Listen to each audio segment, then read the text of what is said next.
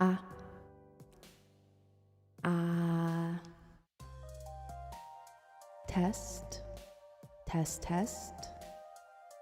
1, 2, 1, 2.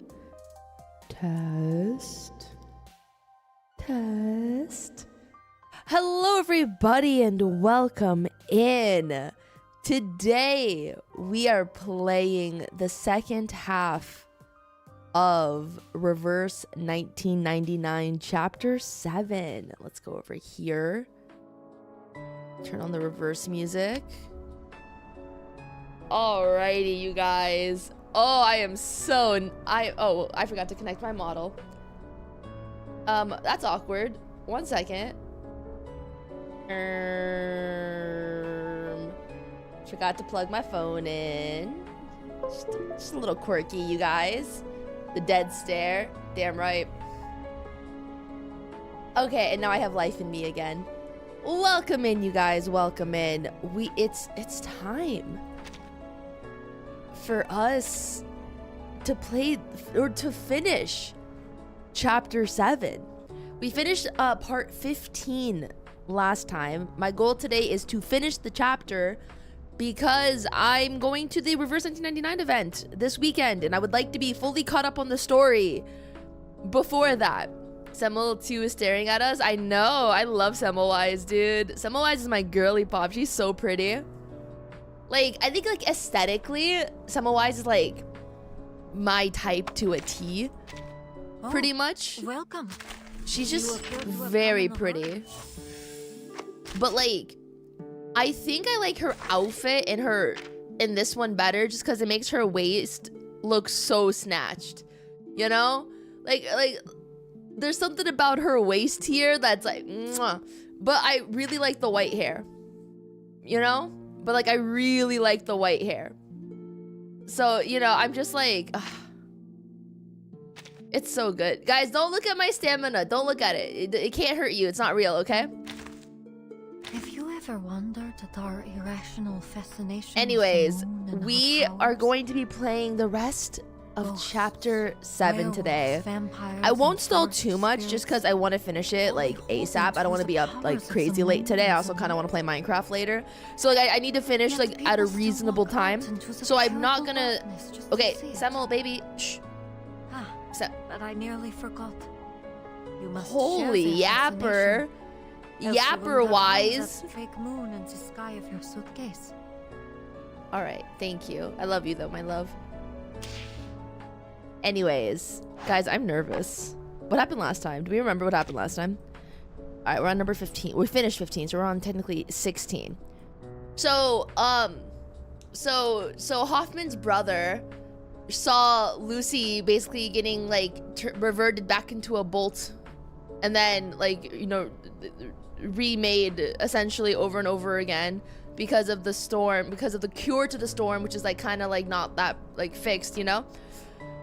Lucy unaliving herself over and over again, but it's okay because she keeps coming back sexier than ever each time. Yeah. Oh god, I'm so nervous. Like, unironically, I'm so nervous for, like, what's about to happen. Because I feel like now, like the back half is going to be, like, the true, like, where it's going to get crazy now. Like, we haven't had too many plot twists, I want to say, between 1 and 15. It's very much setting up the insanity that we are about to, experience. And I feel like 16 to 30 are going to be kind of nutty. So, no stalling. Guys, less than 10 minutes of stalling. Let's get into it. Oh god, I'm nervous.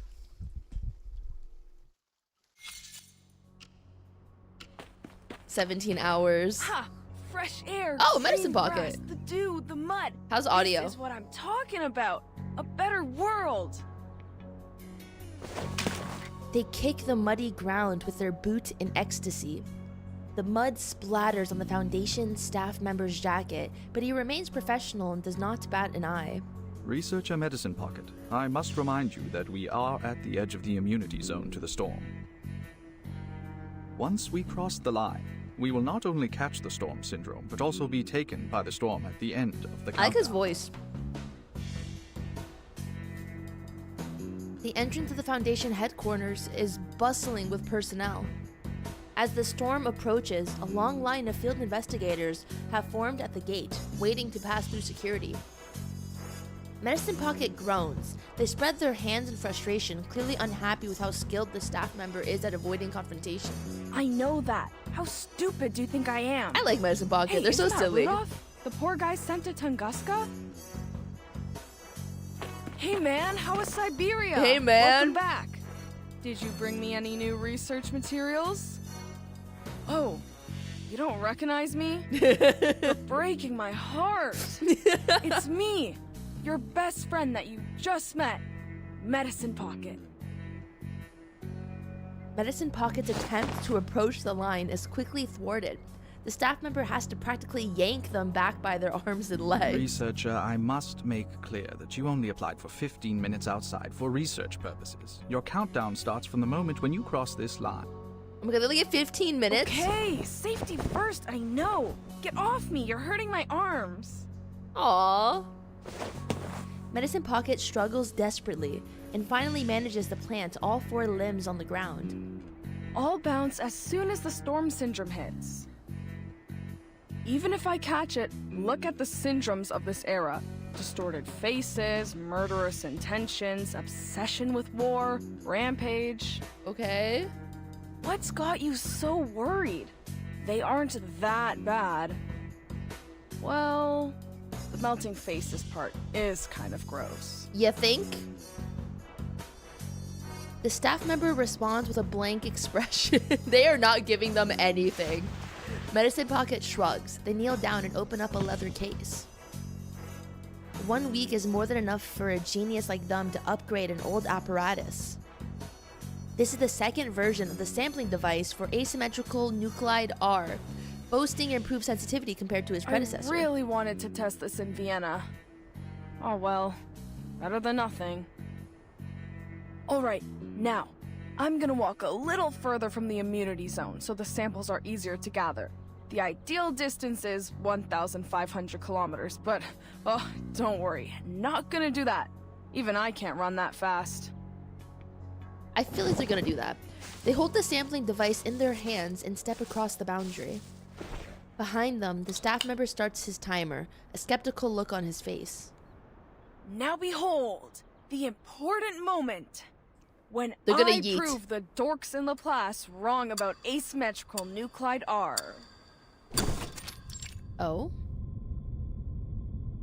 The room is as dark and dusty as when Enigma last saw it, but to him, it's a sanctuary. The towering piles of files and outdated equipment immediately isolate him from the rest of the world. Finally, he is back in his fortress. Now, hypothetically, if the storm research were to succeed, 2 things should have been done. Okay. He scribbles quickly on the dusty whiteboard. Safe usage of... Okay. And to find out the safe way to use Bro, it, they think I we read. have They think I to- read fast. Have the power to wield it. Minimize the side effects. This is what Lucy was thinking. The Awakened met the casting requirements of the incantation, and Ulrich succeeded, while the other Arcanists did not feel the same miraculous blessing like he did. So as long as we eliminate the side effects, they'll be able to inscribe the incantation and mass-produce it for the humans. One problem is, only the Awakened can carry out the experiments, and there's not many of them around.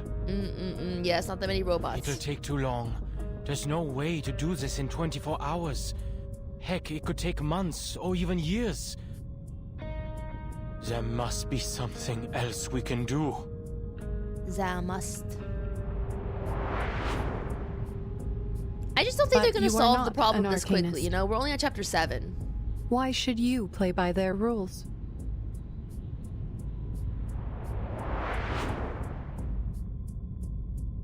Yes, that's right. Let's try a different approach. Is that What if we metagaming? start with the desired outcome and work backwards to the question? He crosses out the second step. The quickest and most efficient way to save everyone is to make them qualified casters of the ritual. They won't even need protective equipment if we can do that. The challenge is, how do we qualify the casting requirements? He looks at the papers on his desk in desperation. Medicine Pocket's theory is correct, and there's enough data and supplementary experiments to back it up. The power of arcanists is directly tied to the purity of their bloodline, which is associated with the special cells in their bodies. Okay. Using arcane skills reduces the activity of the cells, but the Picasma extract can reactivate them for extended casting. However, the extract only provides endurance, not power. It is physiologically impossible for a low-ranked arcanist to cast a high-ranked skill. That's the reality of The it. game is telling me to use my energy. No! I'm keeping my bloodline pure. Oh! If we were to Thank you, compare the researcher. power of arcanists to household I miss you. appliances, let's say their normal voltage is 230 volts, and if the storm immunity ritual were a high voltage source of 1,000 volts, no, millions of volts, like lightning, the household appliances would be destroyed in an instant. He is used to simplifying complicated arcane jargon into relatable examples for practical application. As for the humans, they're not even in the picture.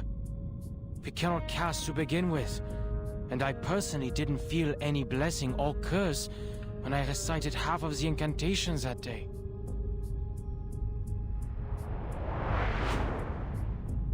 You should say it to see what happens. He falls back into his chair, rubbing at his temple.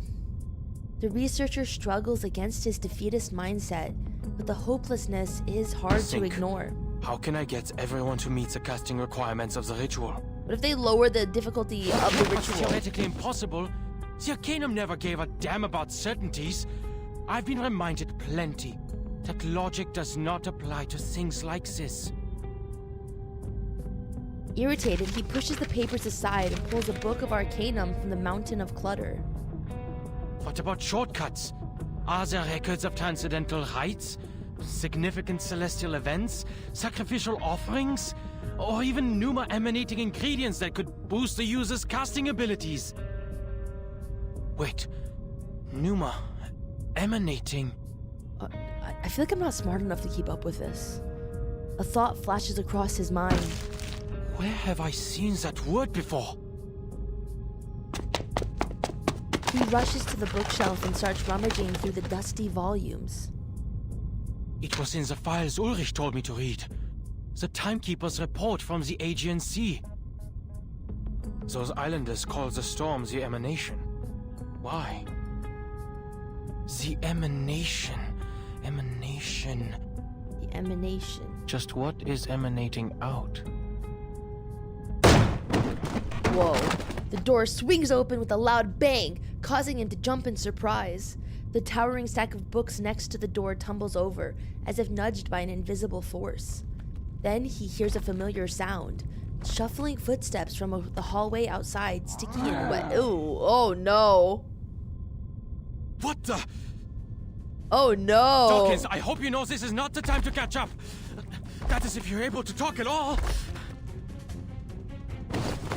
Oh, No, it's let go. Dawkins. I've just come up with an idea. Leave me alone. Aww. He braces himself against the desk, straining to resist being thrown out of the room. He squirms across, stretching his fingers until he finally reaches the red button. Somebody, help! Aww.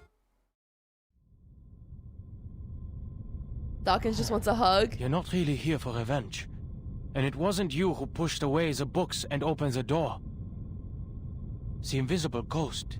Victor, did you do that? Wait, that's just a ghost? The colossal muddy gingerbread man nods, surprisingly docile. Beside him, a whiteboard marker in the air begins to write on the wall, "It's me."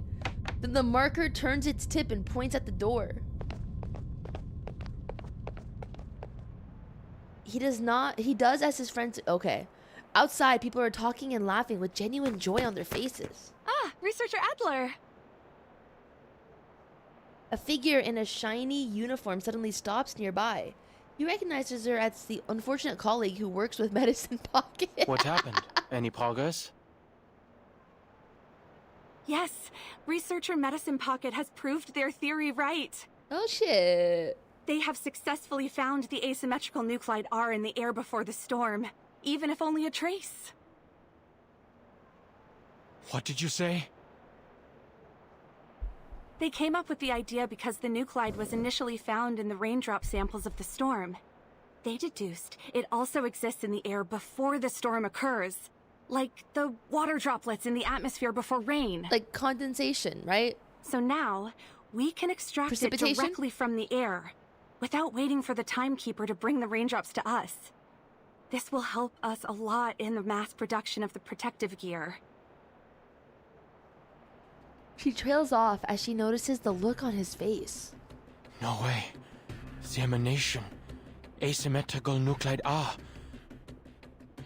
She was right. The ritual works.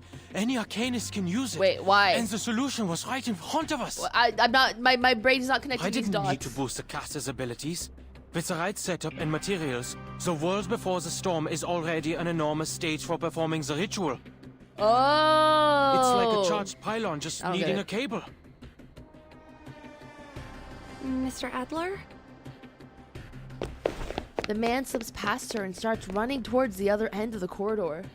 Thank you, Miss Whoever, and thanks for letting me know, Dawkins and Victor. Thanks, Miss Whoever. The technician looks around but sees no one. Nearby, a muddy head and a floating pen emerge from the door. He makes his way to the airlock door.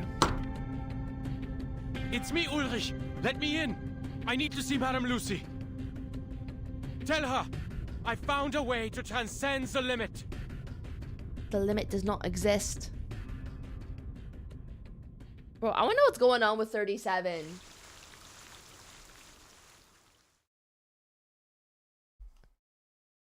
Alright, 17.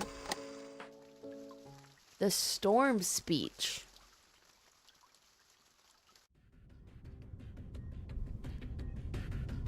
We don't have time. I'll spare you the technicalities and explain it straight. Oh, I have to click the auto button. Wait, his little drawing! He pops off the marker cap and draws a few lines on the board, exuding confidence Our with every biggest stroke. problem is the limit of the bloodline. Low-rank arcanists can't command high-rank arcane rituals, similar to how household appliances can't withstand what's beyond their designated voltage. In most cases, the caster can only use their own arcane circuits that run through their inherited bloodline. Okay. But what if the caster were in a special electric field? What if we used existing circuits on the outside and put the caster into a greater circuit? Oh. What if we factored in the entire planet and used the atmosphere to split the current flowing through us by adding more appliances to the circuit? Don't be ridiculous, Adler. We are not household appliances. Yeah, you are, you robot. The ferrofluid frowns, questioning the premises of Enigma's proposal. Hold on, let me finish. Lucy listens without a word, giving him some courage to go on. He draws a big circle next to the little person on the board. 24 hours before the storm, the entire world is charged with abundant arcane energy. It becomes a space emanating pneuma, a cloud ready to discharge, a special electric field. Look at asymmetrical nuclide R. The key to the storm immunity was inside the storm all along. Oh my god. And look at how the Mandragora is the antidote to its own poison. The solution can be hidden in the question itself. The arcane energy a caster inherently lacks can be borrowed from the surroundings during the storm. We just need a way to induct that energy. Okay, how do we do that? And Laplace happens to have all the data for the calculations. The observation systems we've built over the past 8 years have not been in vain. First, we derive a formula to determine the pneuma needed from the storm based on the Arcanist lineage. Then we'll design a converter to transform the external pneuma into what they can use. They will no longer be bound by their limits. With just one calculation and one conversion, we can turn anyone into a capable caster. He excitedly sketches out on his arms and extends his epic monologue. It ends his epic monologue. It's a good thing that emotions can't be read in an awakened being's face. I knew I shouldn't have wasted my time listening to you. What are you saying, Adler? Wait, that made sense, I think. You made up a confusing story, then drew conclusions from it. The second part is purely theoretical, I admit. But the basis of my theory is correct, and I have read Medicine Pocket's paper. But Arcanum is not electricity! You're too caught up in your excitement to remember the basics. You know nothing about Arcanum. It's still a form of energy, yes? No one here knows what the storm is, but we do know that it's a massive arcane energy field. We can harness it. Much like got the Arcanists humanist, use and then rays you to got my amplify their robophobia. incantations. I see what researcher Adler is trying to say. A creative solution indeed. Hell yeah, Lucy. The director gets up from her chair and intervenes. But ma'am... Do not worry, Ulrich. I also have noticed that humans could be smart and stupid at the same time. Perhaps that is why they need to have their work peer-reviewed. What? Okay. Thanks? Damn. She nods amicably, pleased that her recently improved interpersonal skills have come in handy. There is a type of electrophotography invented by Semyon Kurlian and his wife Valentina Kurlian in 1939 that depicts the energy field surrounding an object or body.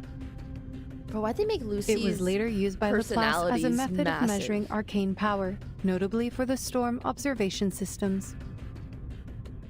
Through it, we are able to capture and measure the arcane light or aura that is invisible to the naked eye. Wasting no more time on mediation, the robot comes to a conclusion. The plan of researcher Adler is feasible. Laplace also has the technology to support it. We have the storm observation stations, the capable casters, and the best mathematicians.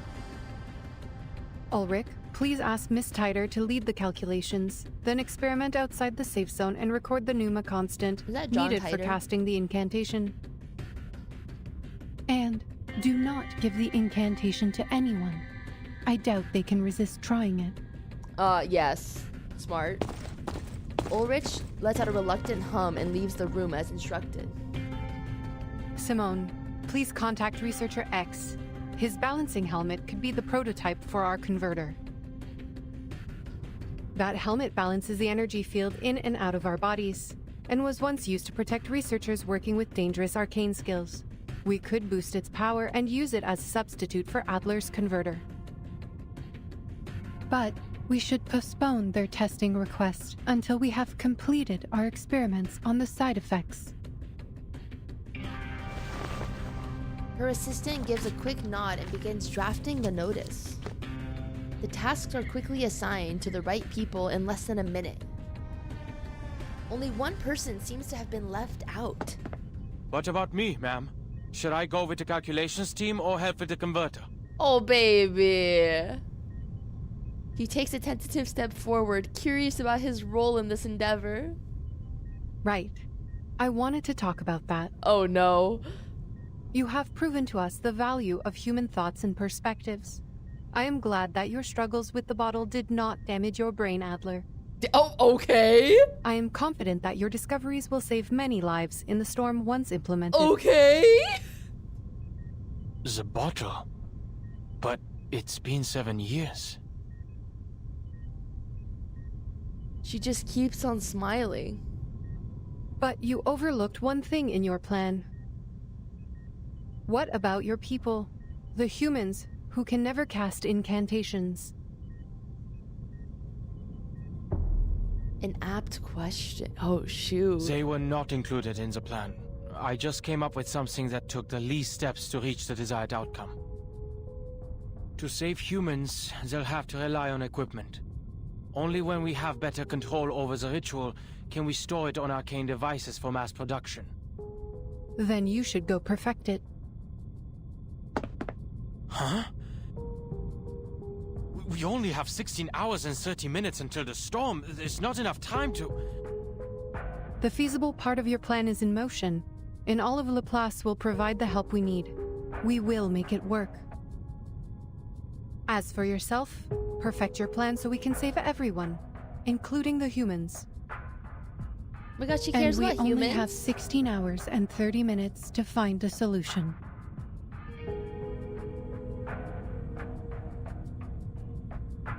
The directions are given, clear, precise, with no room for ambiguity. Understood. I will think of something. You're right about this one. He turns and walks away with long, purposeful strides. Behind Lucy, Simone has finished drafting. There was no way he overlooked his own race. Oh? Yet, he still gave up his own people and brought this plan to us. Were we too hard on him? Were we? She turns nonchalantly and sits back in her chair. But I made the right decision. The internal line rings. The assistant puts down the list of side effects and grabs the phone. Yes. Yes. We will provide the tech support. Oh my god, tech support? She ends the call with a grave expression on her face. It was Zeno, Mom. They lost contact with Team Timekeeper 3 hours ago. What will... They're asking us for tech support. They have to make contact with the island immediately. Well, they're kind of going through it, okay? Oh, gosh. Oh, Sophia! The mind sinks and floats in an ocean of lethargy. A piece of driftwood would be well timed. Are they waterboarding her as a game? I won't be in there for long. You can wait for me on the beach if you want, okay? The wood dissolves into foam. No! 37! Don't! Oh god. Oh my gosh. She wakes up on a cold piece of rock. Where? What happened? What's going on? What's going on? Are we going back to like when the initial bomb went on 37's face? Regarding Zeno's request for assistance in establishing a dedicated communication line with the Timekeeper, we hope to understand the details. The exact content of the communication is a military secret. I cannot divulge the details. The Scientific Computing Center needs to understand the purpose of Zeno's establishment of communication to judge whether it is worth diverting manpower to build a dedicated line. Zeno's purpose is a military secret. I cannot divulge the details. Zeno is like, the shit that, like, Windsong and the hot blonde, I forgot her name for a second, like they were dealing with, right? Right? Villa, yeah, Villa. Yeah. They were dealing with Zeno. Next, I will ask some simple questions. If you continue to answer with, I cannot divulge the details, I will take it as a sign of admission. Do you understand? I am not authorized to answer that question. Very well, then is Zeno preparing for a military operation against the Manus Vindictae, and therefore needs to establish communication with the Timekeeper for this purpose? I cannot divulge the details. Good, this operation will ensure the Timekeeper's safety then, won't it? I cannot divulge the details. This is an unconventional operation, isn't it? I cannot divulge the details. This operation was most likely inspired by the Pax Security Council, correct? We are soldiers. Soldiers act on orders, miss. Zeno then hung up the call. Rayashki. She forgot Vila because she wasn't able to pull for. I mean, I don't have Windsong either, but Windsong is just an easier name to remember. Numbers in everything.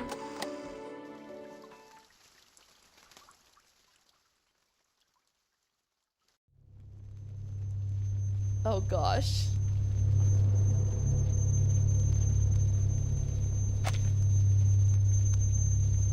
The smell of gunpowder hangs heavy in the air.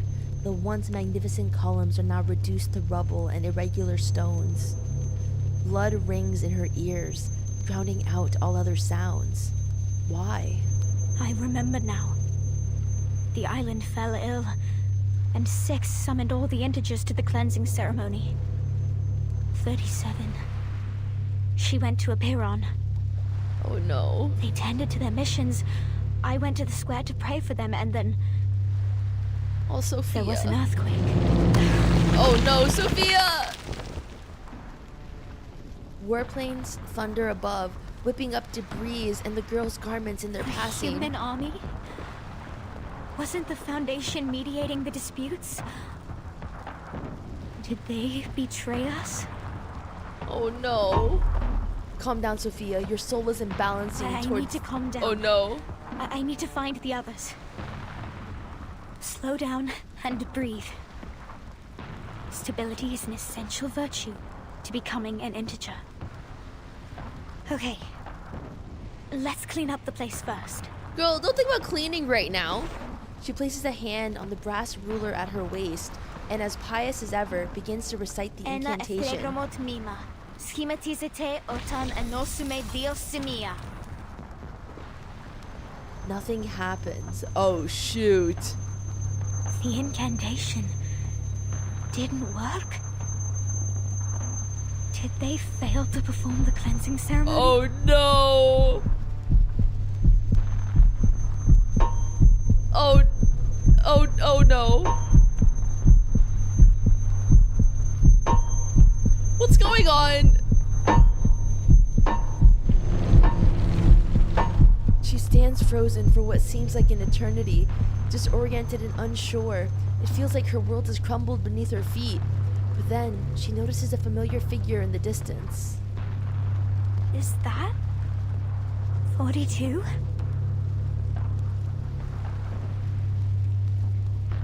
The man struggles to stand, rambling to the emptiness around him. No one survives the oblivion. His hysteria is acting up again. I should help. Oh no! Die, you lunatics! This is our land, right from the beginning!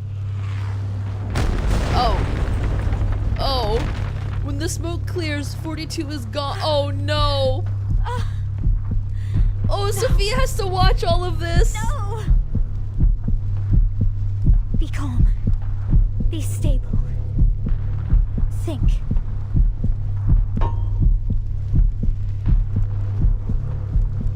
Oh, she's trying to remember, like, how to be an integer. I have to go check on him. I can do this. Oh, baby. Oh. Oh my god. Oh my god. Oh, I hate this. Bro, this is a horror game. He is divided into 2 numbers. 6 and 7.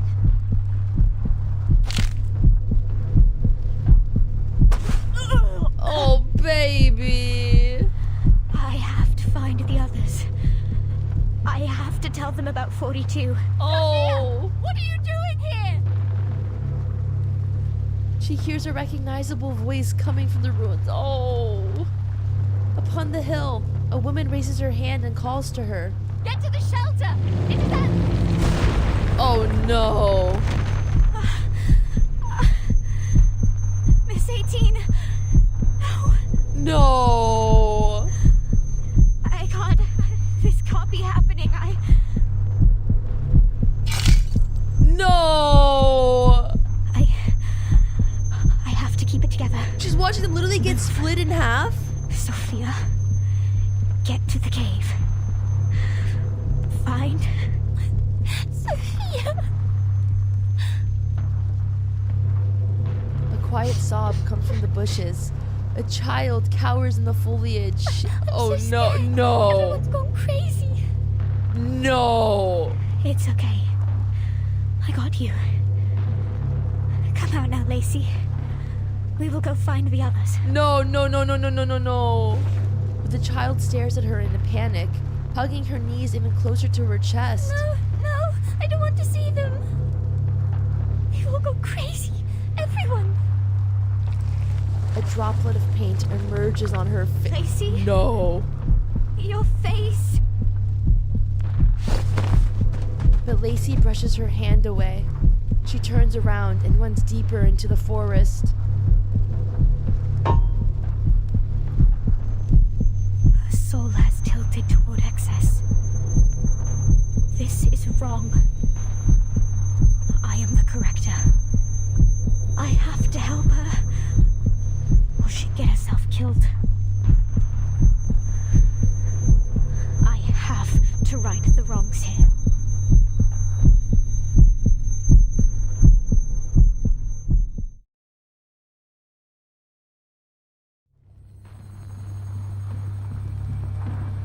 The world is warping, painted over with vibrant oil hues. Her headache is splitting. Each step feels like walking Come on on, lava. Sophia. Keep yourself together. Keep your soul in balance. She closes her eyes and breathes. Tilt not towards the excess. That's a realistic breath, bro. Lacey has gone out of sight. Only her sobs remain to haunt her mind. Something needs to be 37. done. I must find her. I promised it to her. Oh no! She's going to be fine. She's a prime number.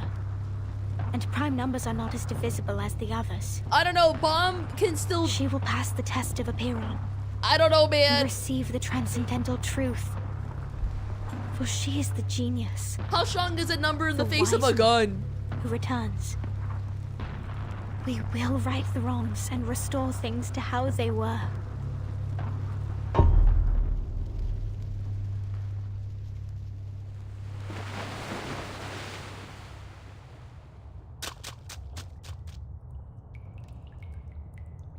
But take heart, the race of man is also blessed with divinity, for nature has already revealed her secrets to them.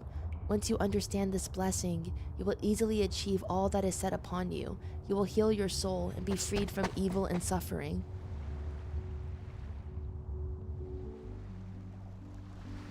A ray of light breaks through the darkness. Sophia! You really waited for me. What happened to your clothes? Did you fall on your way? I feel like this here? isn't real. As always, she tilts her head curiously. She has not yet seen the chaos of war. She remains innocent, untouched by the dust of the phenomenal world. 37. I'm so glad to see you. Oh, my heart! You passed the test.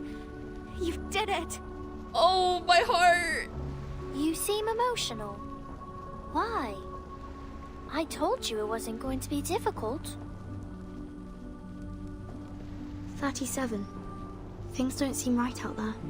Wow, Vertin, so astute. Sophia desperately grabs 37's arm. 37, you have seen Apiron, right? You asked the question, didn't you? Oh no. 37 blinks, too focused to spare a glance at the world outside. For she is busy sharing her findings with a close friend. Yes, and I got the answer. The answer that will save us from the emanation once and for all. I'm scared. The answer is... It's the truth that transcends everything, the answer that will save everyone. The last and final hope, the moment she has been waiting for. Oh no. Is that it? The one true answer from Apiron is a string of numbers? Oh. 37 nods, having just recited the last number. Yes, because the transcendental truth is beyond the limit of our mortal flesh. It cannot be described by words, seen by eyes, interpreted by logic, Oh or no. perceived by the senses. It is passed to us in a form we can understand. Numbers. What are you supposed to do with the numbers? This is the key to the truth. Give me some time and I can decode it.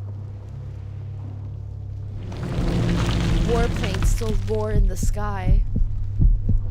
Smoke still chokes the air. Her lungs burn with every breath she takes.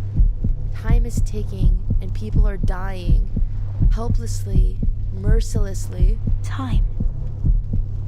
37. How long do you need? Oh. A month or a week? I will spend all my time working on it.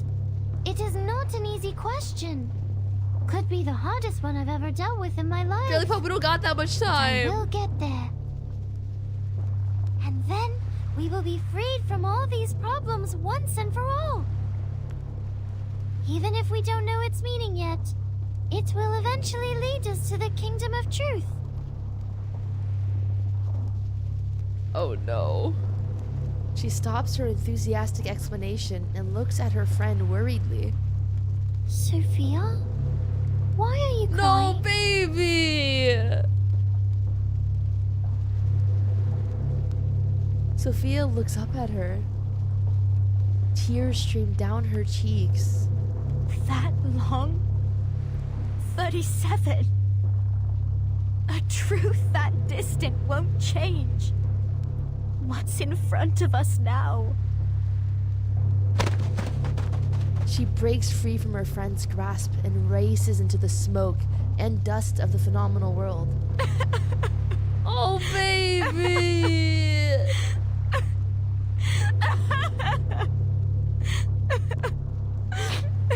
Dude, she just watched so many people get, like, blown up. Oh. Sophia? Sophia!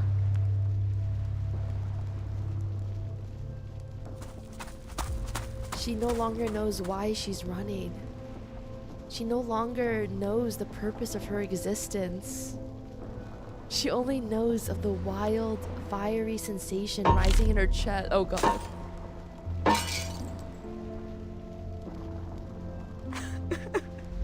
No. Is this the truth? Is this the answer? Calm yourself, Sophia. Oh, Sophia. Even if the truth can keep people from the wheel of something, what good is it already for those already in it? I have to. You seem stray, child. No! Oh no! Arcana, she preys on the baddies. A detached figure looks on from the ruins of the beach. And sad. What pains you so? Okay, listen. Okay, listen. If I was emotionally vulnerable and I heard her voice, I too would indulge in thy suffering a little bit, you know? I would love to cry right here, you know? Has the truth not graced thee with its miracles?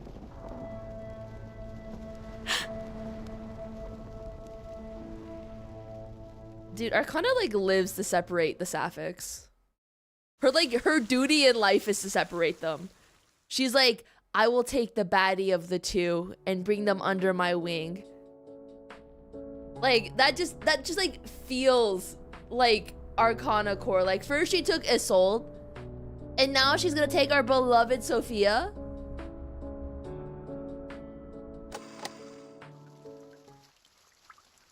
CEO of homophobia.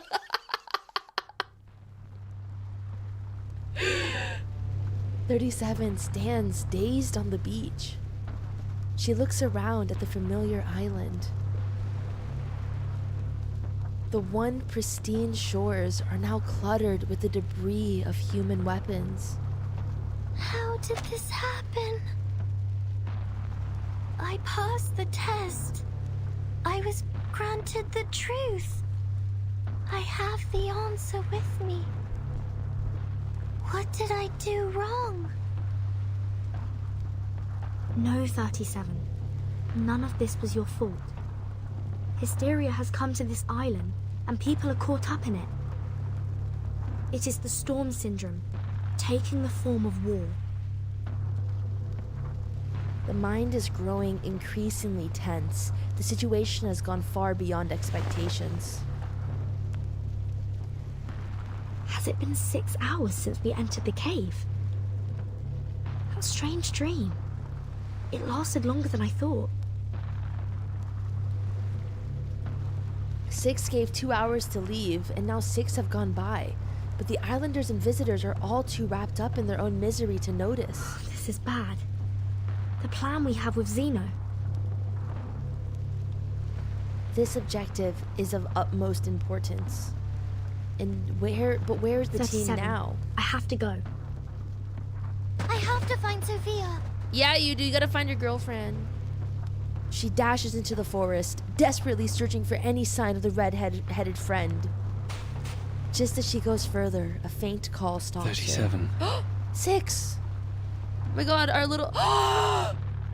6! Oh my god, wait, he looks so good like this. You seem...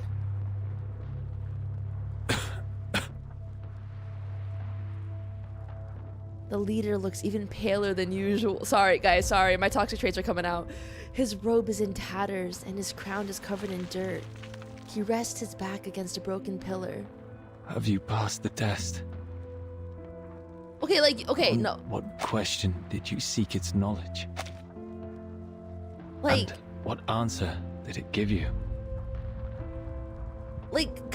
Come on, he looks so good right now. Like, I can't be the only one thinking that, right?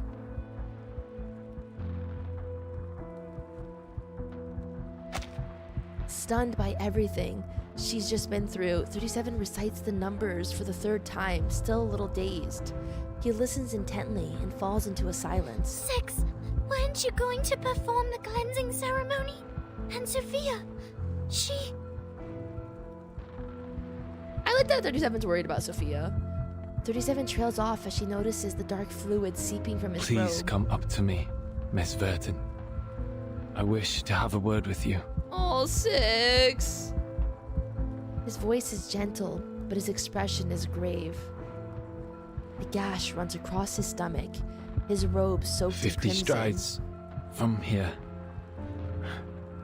on the semicircle square, you will find your friends and the rest of our people. I have done as much cleansing as I could. If nothing goes wrong, they will regain consciousness soon. May I know what happened during the cleansing ceremony? 37 and I each had a bizarre dream after the earthquake. Did everyone on the island fall asleep too? Oh. The island's order is forged by our faith. And now that faith has been broken, that is all there is to it. What did you say? Upon our arrival, I sensed a large-scale ritual surrounding the island. Is that the circle you kept talking about? Was it broken during the ceremony? No, the ceremony was just a ceremony. It was never the source of our faith. Our journey was ended by the same thing that began it, Miss Verton. He whispers softly, without looking at 37. Which is the truth.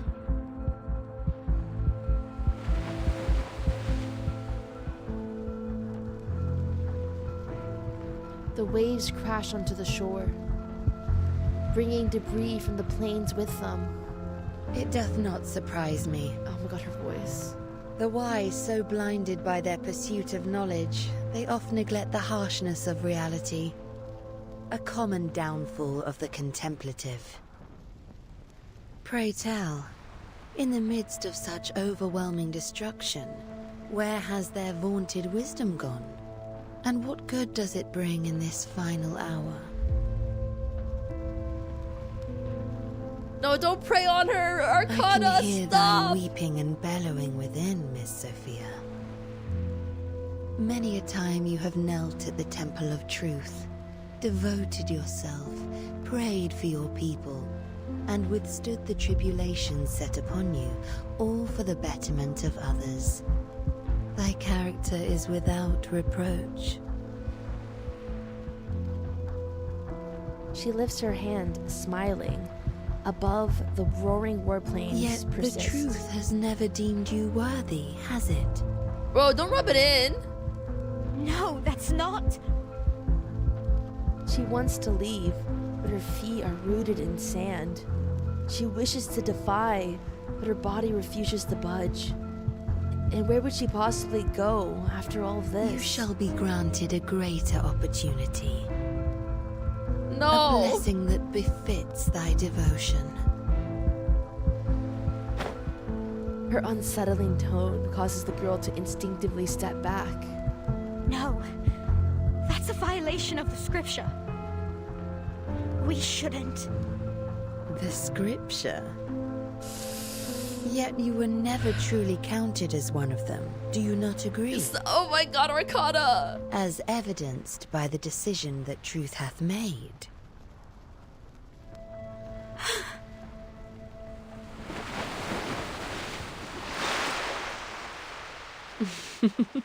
Oh no. No one escapes their fate, as ever. Oh baby!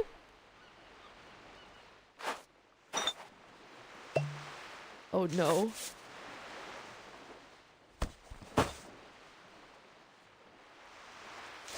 Oh, is that her number? Square root of 2, which is... Oh no. Oh no! I don't understand. The irrational number, yeah. She looks at 6, eyes wide in disbelief. He has just effectively declared that their faith is dead. I know the answer given to Mama was right. The transcendental law is gone and the supreme existence is in chaos. This caused our model to fail and allowed the discord in the phenomenal world to affect the essence of things. But Wait. did the truth really fall apart? Chaos is also a form of truth, is it not? Just like how irrational numbers are numbers. Despite our dislike of them, they still exist and cannot be denied. Okay, but I thought 37 knew Sophia's number already. And just didn't tell her. So like... Did she always know that she was... That was the paper? Oh... Oh... Oh no! Ah, no!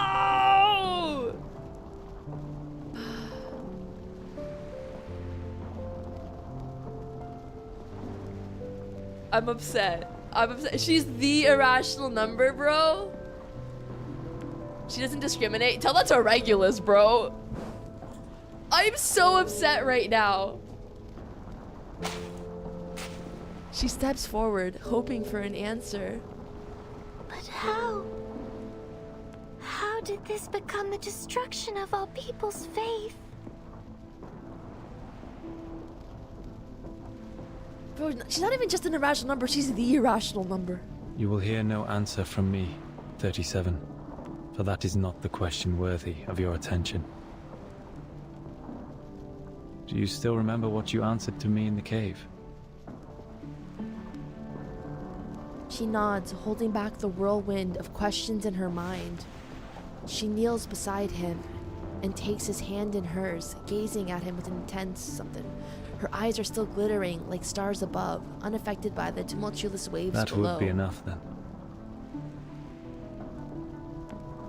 There's a hint of relief in his tone. Don't waste your time on the collapse of the faith. Don't question yourself because others think differently. Walk on, onto the path you have chosen.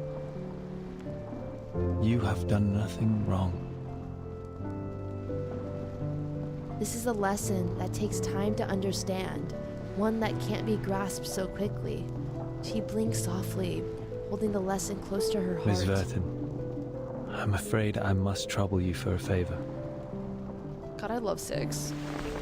He weakly places his hand over the wound, and a faint glow of his arcane power coalesces the pain. But the glow lasts only a moment, like a shooting star disappearing into the night. As you can see, I can hardly take part in this matter for any longer. Should the situation turn for the worse, please take 37 to safety and assist her in decoding the numbers. You have my word. It's a weighty request with unspoken implications. The leader nods, looking on to the distant ruins. His empty blue eyes are getting dimmer by the minute. We are born facing a choice. He's so hot dying though. Either we restrain ourselves and strive for harmony and discipline, or succumb to destruction fueled by passion and madness. Though the former may be challenging, the latter will only plunge us into eternal darkness. No, don't die, you're too hot. From 1 to 10, each number has its moral purpose and mission. Among them, only 6 was chosen to be the leader. Because 6 stands for balance. Yes, we must pay heed to the balance between passion and reason, so as to stay on the right path and not be led astray by the calling of our blood. For generations, we committed ourselves to the scripture and stayed true to what we pledged. We left the trivialities and troubles of the phenomenal world behind and served the supreme existence with the fruits of our knowledge. This kind of faith was how the island prospered, and it was the source of our salvation. Through diligent practice and contemplation, we managed to remain secluded and independent from the rest of the world. The irrational numbers that your people rarely appreciate, are they faced with a different path? A path of passion and madness? Yeah, what's going on with that? The leader nods slightly, acknowledging her speculation. We have been long isolated from the outside world by one emanation after another. 4 years ago, we tried to seek proof in the outside world, but failed. We regrettably lost some of our best scholars and friends in the process. However, it was not the failed attempt that led to this upsetting situation, but a crisis from within. Now with our ship capsized and our scale fallen, I am no longer able to reconcile the tilt of people's hearts and souls. We will be divided. The fanatics from the foreign lands can finally spread their hatred amongst the ruins of our shattered beliefs. Aww. I will stop Manus Vindicte. 6 closes his eyes. His face now is pale. Forget not your promise, Miss Vertin.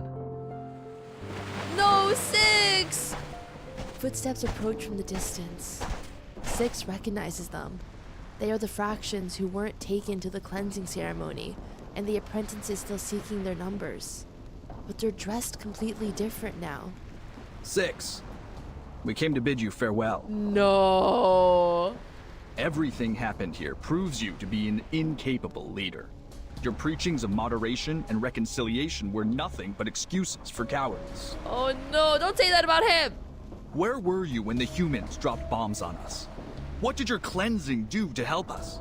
If those virtues are meant to be the virtues of an integer, then I would prefer to be a fraction.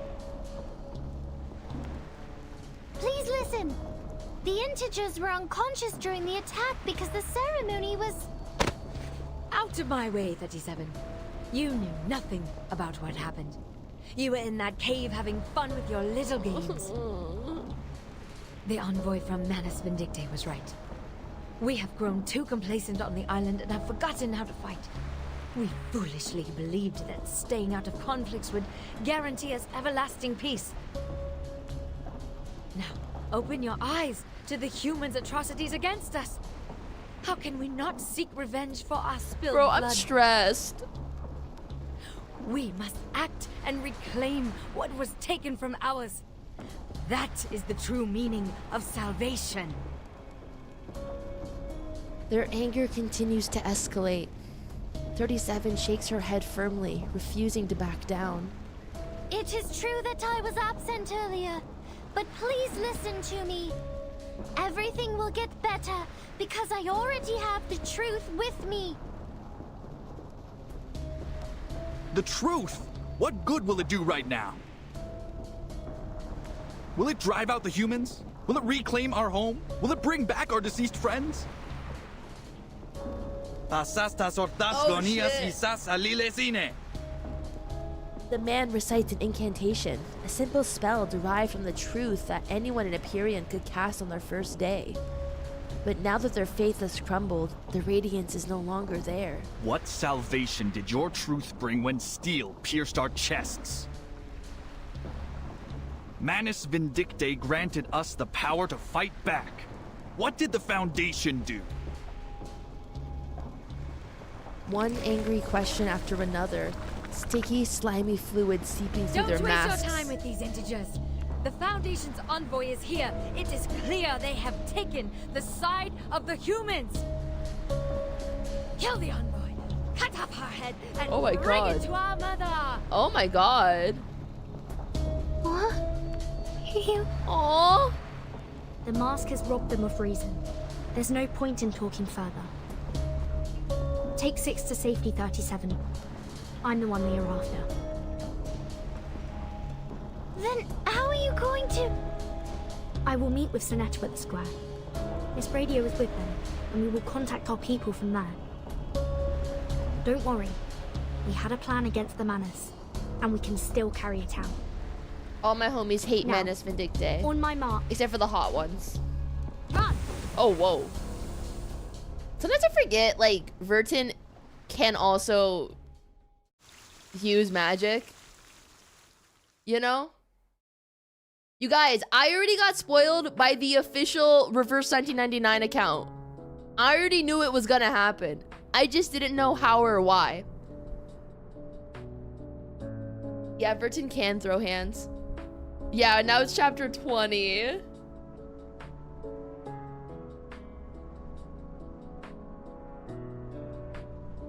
I know, like, why did they spoil it? Bro, I got spoiled like 3 months ago. Oh, it hurt more understanding the context because, like, I knew it happened. I just didn't know how or why. And, like, I did the fight, but I want you guys to know, I promise you, I didn't have headphones on. My phone was silent. I was tapping, and then I hit auto button, then I turned my phone down. So I wouldn't have to see anything. So, like, I tried my best to avoid all spoilers, but, like, I did play through it on my own. Just because I wanted to, you know, get the rewards. I'm not ready for this. I'm not ready for this. Dude, I'm so not ready for what we're about to experience right now. A Greek tragedy. Which, I love that song.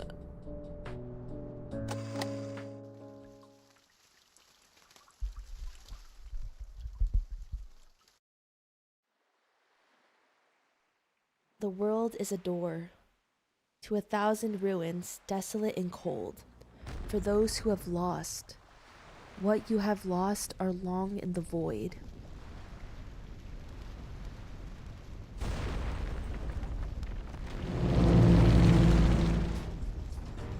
The flames of war rage along the shore. Humans, Manus Vindicte, and Empyrean believers, all consumed by madness. The paints from their storm syndrome have bled into the sea, creating a disordered mixture of colors. The flash of artillery and the glow of arcanum collide.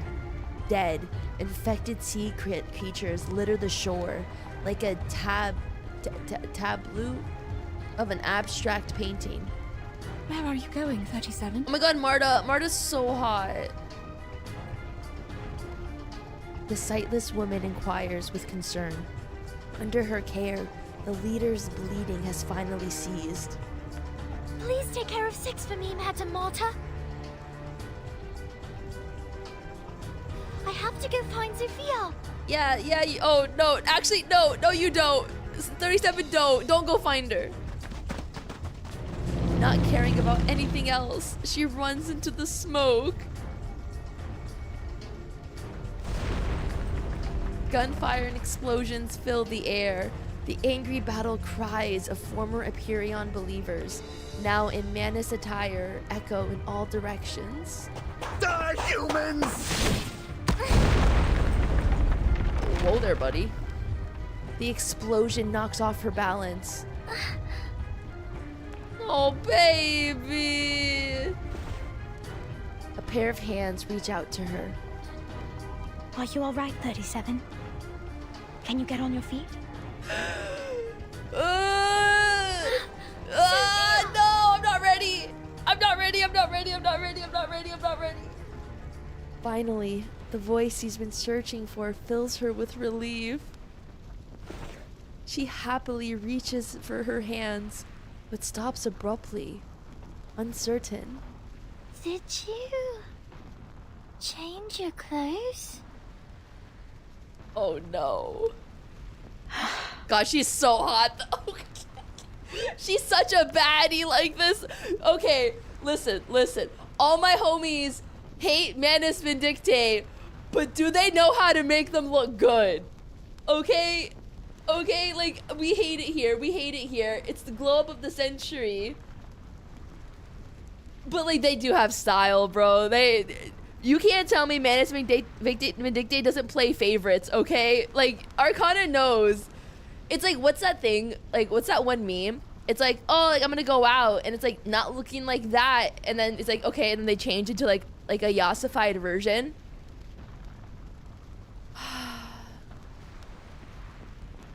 Bro, she looks so good though. Man, maybe being an integer isn't a bad thing, you know? She pushes down the cacophony of emotions swelling inside of her. Oh, I'm not ready. Oh no, the music is starting.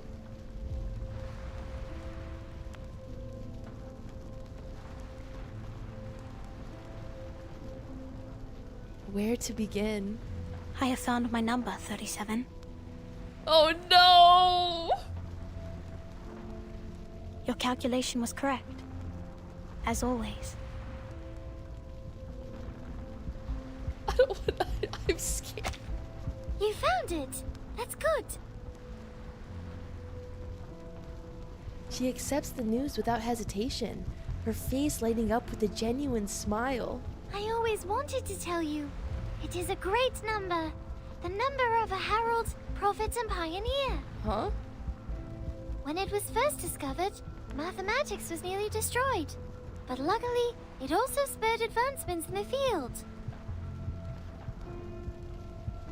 She stops, no longer rambling on about numbers, and sincerely gazes into her friend's emerald eyes. Are we still friends, Sophia? Oh, baby! Sophia smiles, smiling that she's still the same. She knows so much, yet she knows so little. Yes, 37. We still are.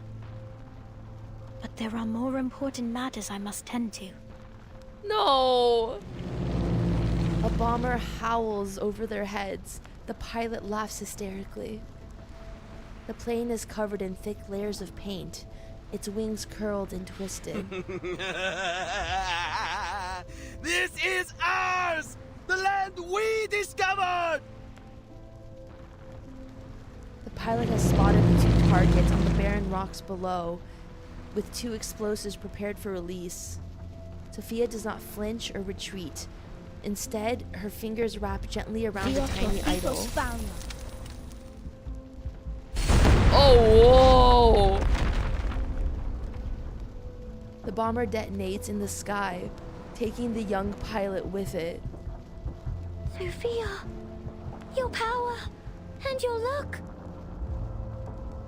I must leave now, 37. No, don't leave. Lady Arcana has shown me another path. No!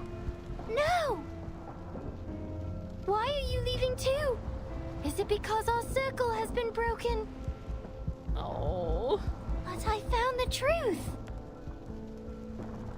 I have the final solution. Just give me a little more time and everything will be fine again, I promise.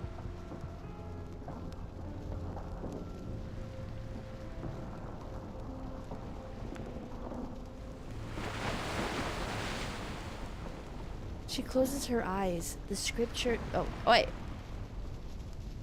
There are 3 kinds of people who come to the Olympic Games. The lowest class is made up of those who come to buy and sell. The next above them are those who come to compete. But the most esteemed, however, are those who come to look on.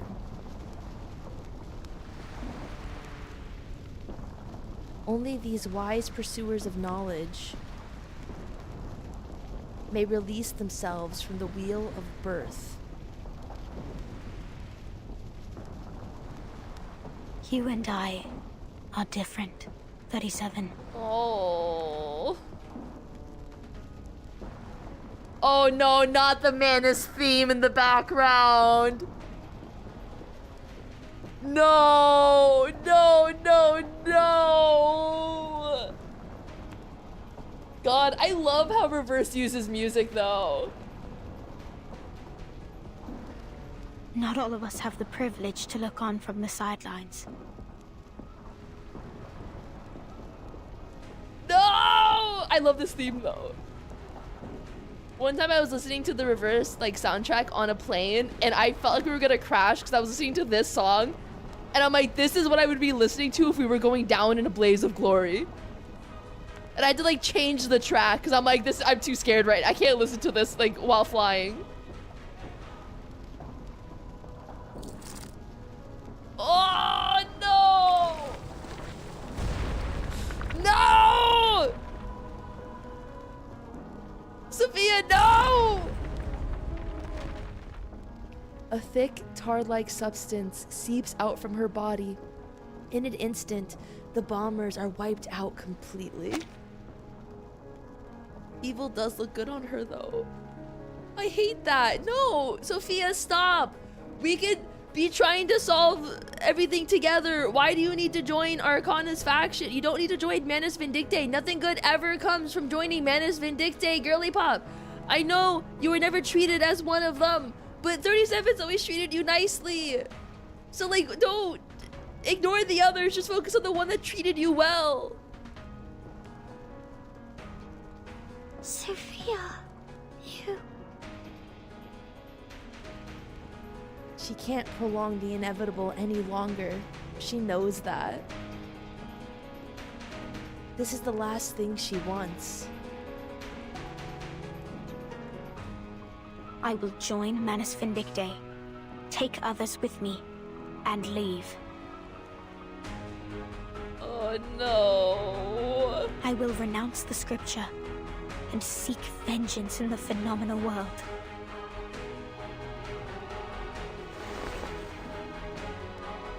Make your move, 37. Oh no! Tears roll down her eyes. If you really are the genius who can overcome anything. No! Prove it to me. No! Stop me.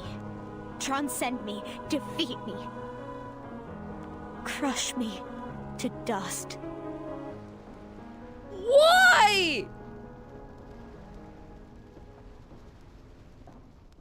So I did the boss fight on my own.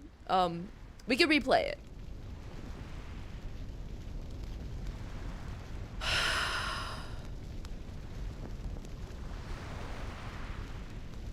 I'm upset. I'm so upset right now. Yeah, well, we'll do the boss fight after this. Because I don't have to re-click it. I don't want to have to re-click everything. The explosions have finally ceased. The planes rest alongside the geometric bodies in the sea, sinking into an everlasting sleep.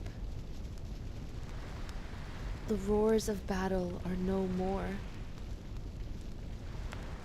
All that remains is the crashing of the waves against the shore. Why? Why did you spare me, 37? Why did you show mercy? You weren't supposed to! The battle ended quickly. 37's geometric brilliance has left only a tear on her friend's robe. Because I don't want to fight you, Sophia! Oh, baby! Why? Why do we have to do this? Yeah, why? Her voice is filled with anguish.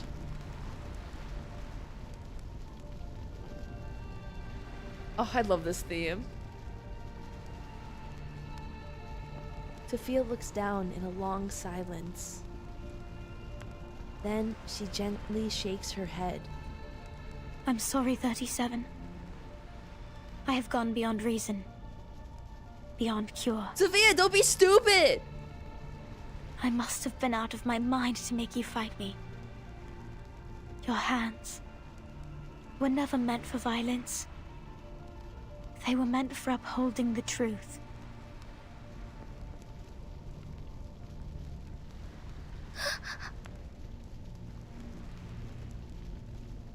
As for me, I'm the one who clears the dust off the path, as fate foretold.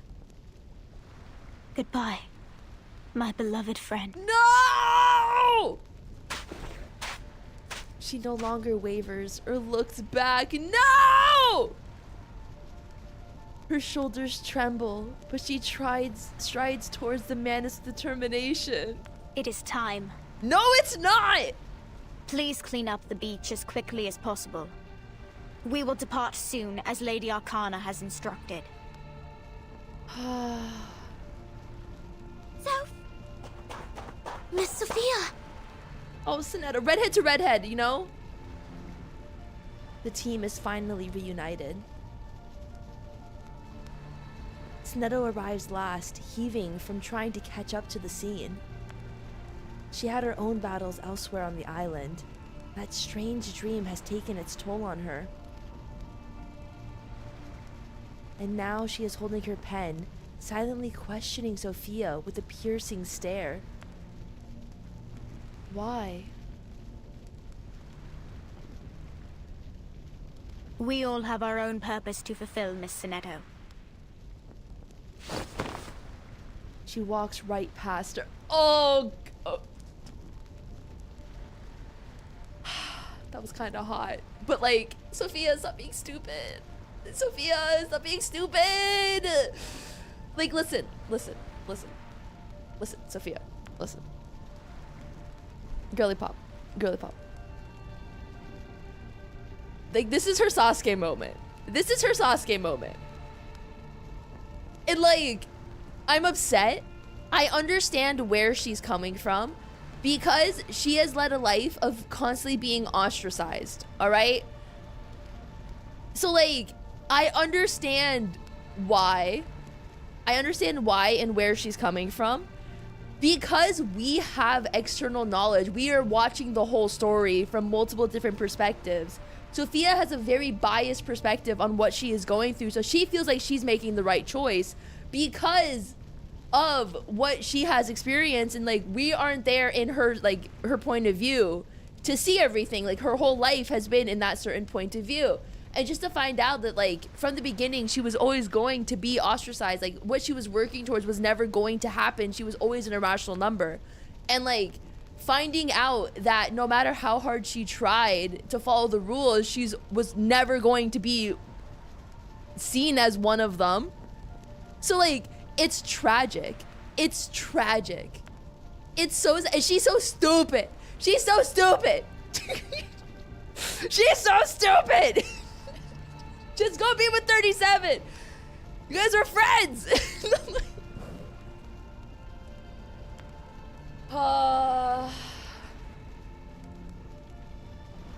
That's because she let it happen. All she had to do was believe in 37. She's also a kid, okay?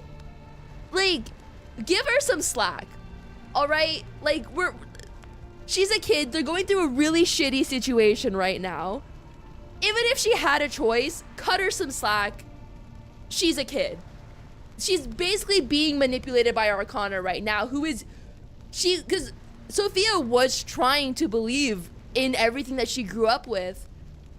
And there was that moment of temptation, just like in that one moment of weakness going after her, where like, she's a kid, she is susceptible to going, yeah, not everything is black and white. Oh, Arcana, why must you always break apart my pairings? Respectfully, can you stop? Can you stop? You already took Isolde. You already took Isolde, my baddie Isolde. You already eternally separated Kakanya and Isolde from me. Why now must you take Sophia? Like, leave some for us. Leave some of the baddies for the Foundation. Okay?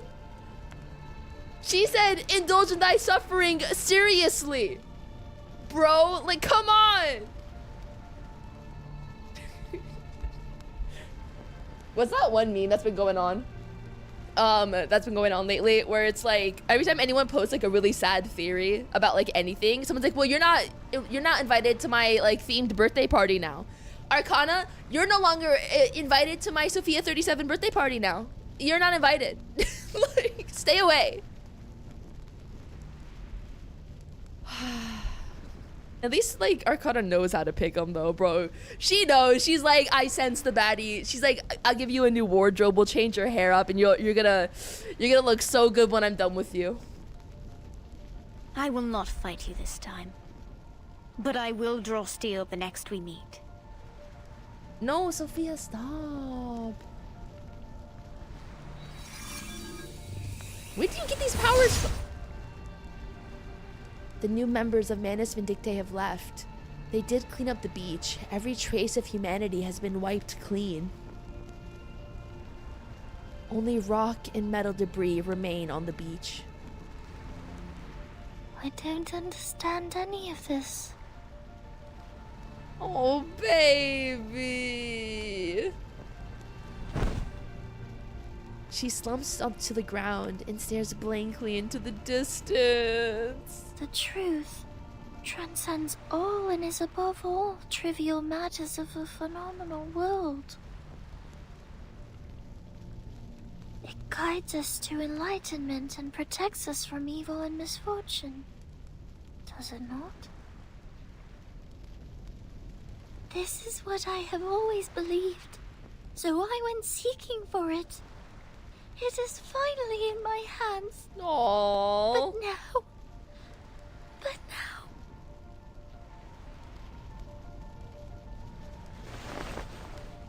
37 buries her face between her knees on the verge of sobbing. Baby. What went wrong? Was it my fault? Isn't this how the truth is supposed to work?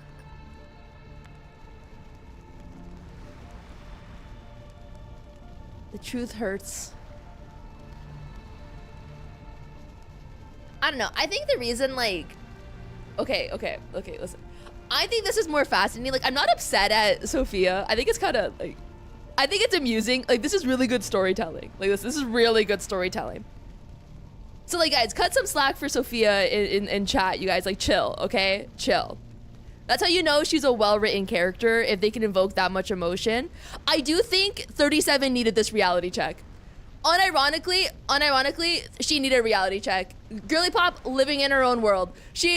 Like, listen, this is very extreme, but she needed to understand, like the world it's a lot more nuanced than just, like, numbers.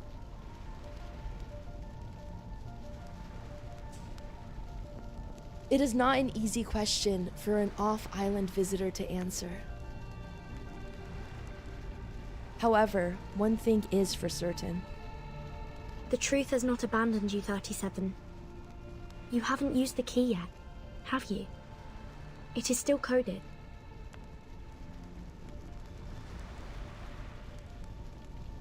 The key... key. Yeah, the key. Bro, Sophia, you were so hot though. Don't leave. 37 is helped up from the ground. Lilia has verified Arcana's location. She is still on this island. We still have a chance to stop her before it's truly too late. God, Arcana taking another baddie will always upset me. We should go now, Sonetto. We have 15 more hours until the storm. 15 more hours. Damn, that all took 1 hour. That's crazy.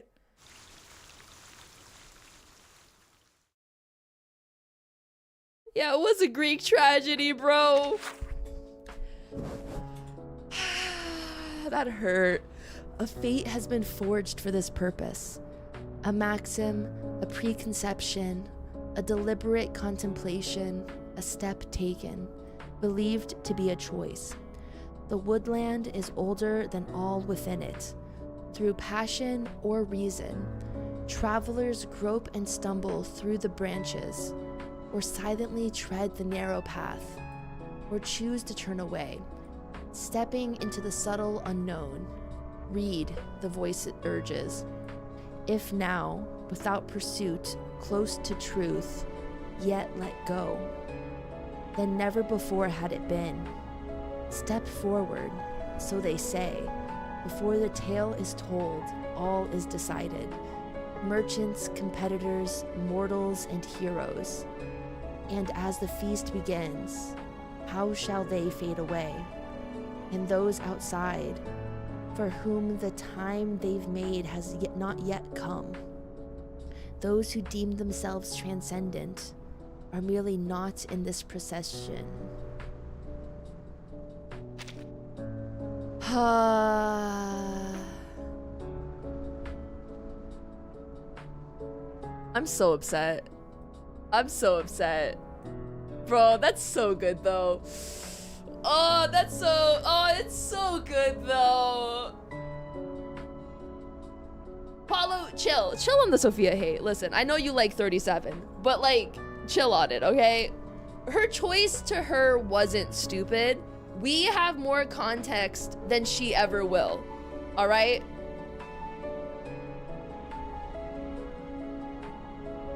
Oh, it's tragic. It's very tragic. Don't worry, Arcana. Mina might not agree with you, but I do. Keep the doomed Yuri coming. What do you mean? No! No! We took one baddie, Druvis, from Mana, so they took a baddie from us, Sophia. Technically, we took two. We did take back Isolde. She's just like a little too far gone because my girly pop, as beautiful as she is how crazy she is, you know?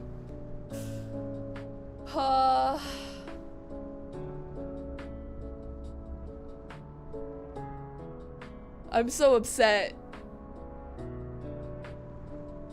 The game is just who can steal a baddie first.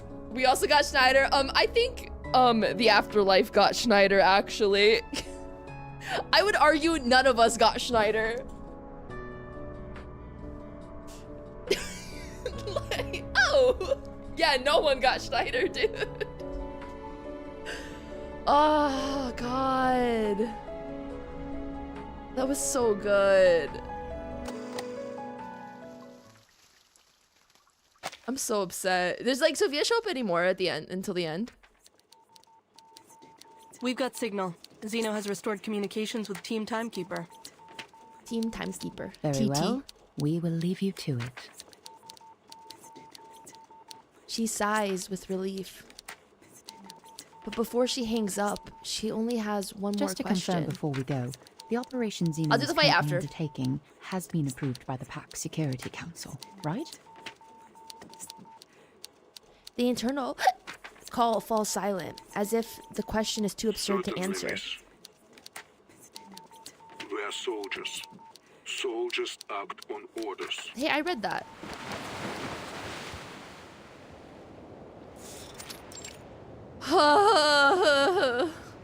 This is the only part of the island untouched by war, where the foliage is thriving and the view is stunning. I am most pleased to see you. Arcana, you... Had you a pleasant stay on this island, Ms. Verton? God, you're so beautiful, Arcana. I hate it.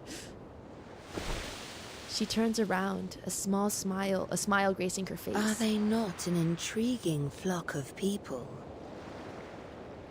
Their wise ones drew a circle at their feet and declared themselves apart from this realm.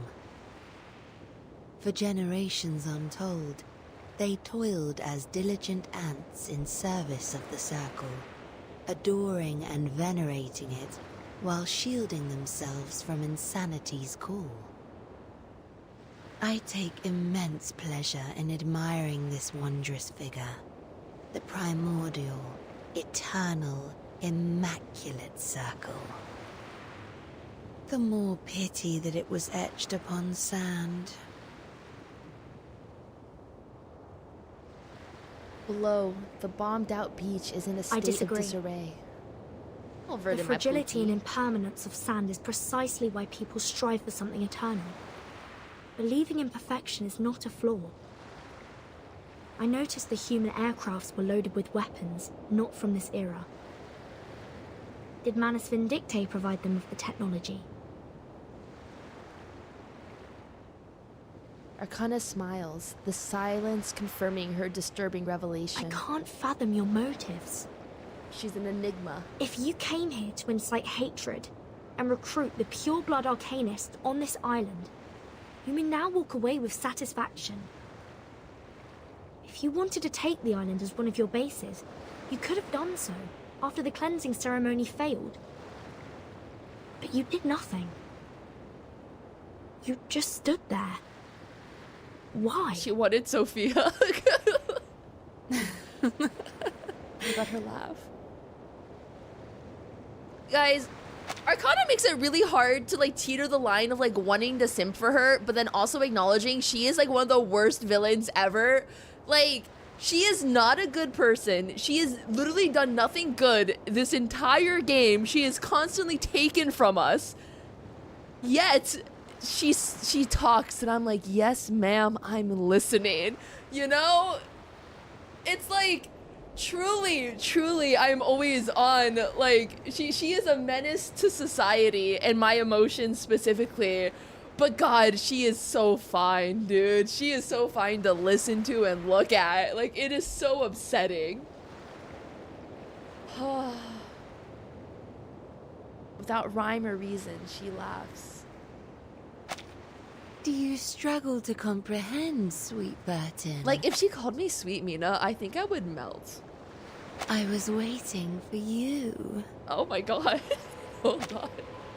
Wait a minute. Hold on. Hold on. Wait, I want that line. Hold on, I want the next line. Anyway. I was waiting for you. I was waiting for you.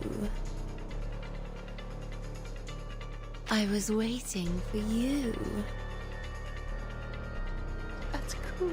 I was waiting for you.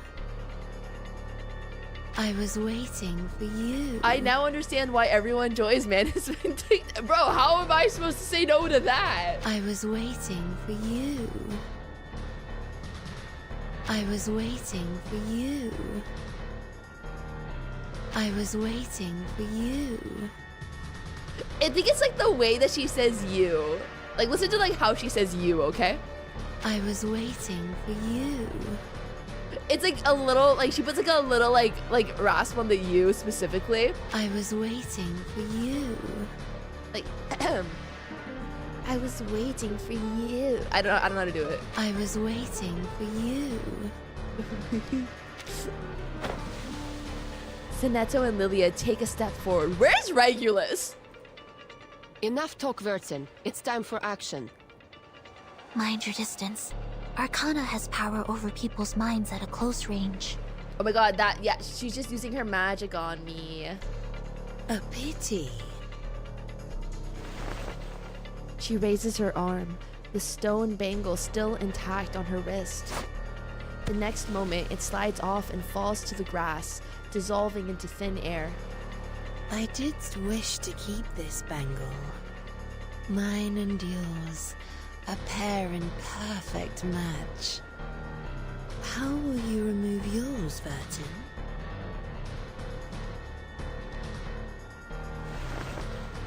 The bangle burns, a reminder of those who still believe in the teachings of the truth and Empyrean, and those who remained until the end of the cleansing ceremony. The symbol of faith remains true to its purpose. The peace agreement is still in effect. What? The island's been blasted to smithereens. How come the bangle still has its power? Oh my god, Regulus is here. I summoned her. What is it made of? My little irrational number. Don't worry, Regulus. We have foreseen this. The chief assistant shows no sign of worry. When we first arrived, I was bewildered by the rules on this island. But as I learned more about their scriptures, things began to make sense. Language is an unreliable means of communication. Information can become muddled and vague wording can lead to mistakes and contradictions. That's why the island values math as a more precise and truthful language. Okay. They mock language for its ambiguity, scorn its flaws, and ruthlessly expose its inconsistencies, like they did during that debate. The pact on this bangle is of a similar nature. I see. It forbids us from actively attacking, but what is considered an attack? The rulemaker did not specify that. An act without the intent to attack will not be seen as an attack. That is the unspoken rule of the peace agreement. Oh. An adorable attempt. Oh my god, I would fold so fast. Are you truly prepared to gamble the life of thy sworn companion, little pup of the Foundation? Okay, listen. I love that canonically Sineto is a puppy. That she is, in any circumstance, they will always refer to Sineto as the puppy. The puppy who follows around Vertin. I think that's one of the cutest things ever. Behind her, an unidentifiable form materializes. Sineto shakes her head, her wand remains steady. I will not make the same mistake again, Miss Arcana. I know perfectly well what I'm doing. Your provocations will not work on me. Hell yeah, brother. For the peace of this world, I will stop you. Aw, I kind of miss seeing the gang. The wand radiates an intense brilliance. Sereno intenso e infinito.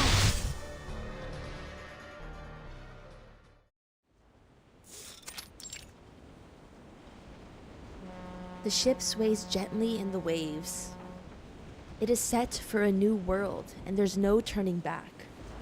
Sophia! She hasn't spoken a word since they sailed. The situation is final, and the board is set. There's nothing for her to do but to stay silent. Miss Sophia. Is the guiding one really not coming with us? I like how Sophia's just like one of the ones in charge now. She doesn't answer, absent-mindedly caressing the tiny idol. She still remembers the moment she received it.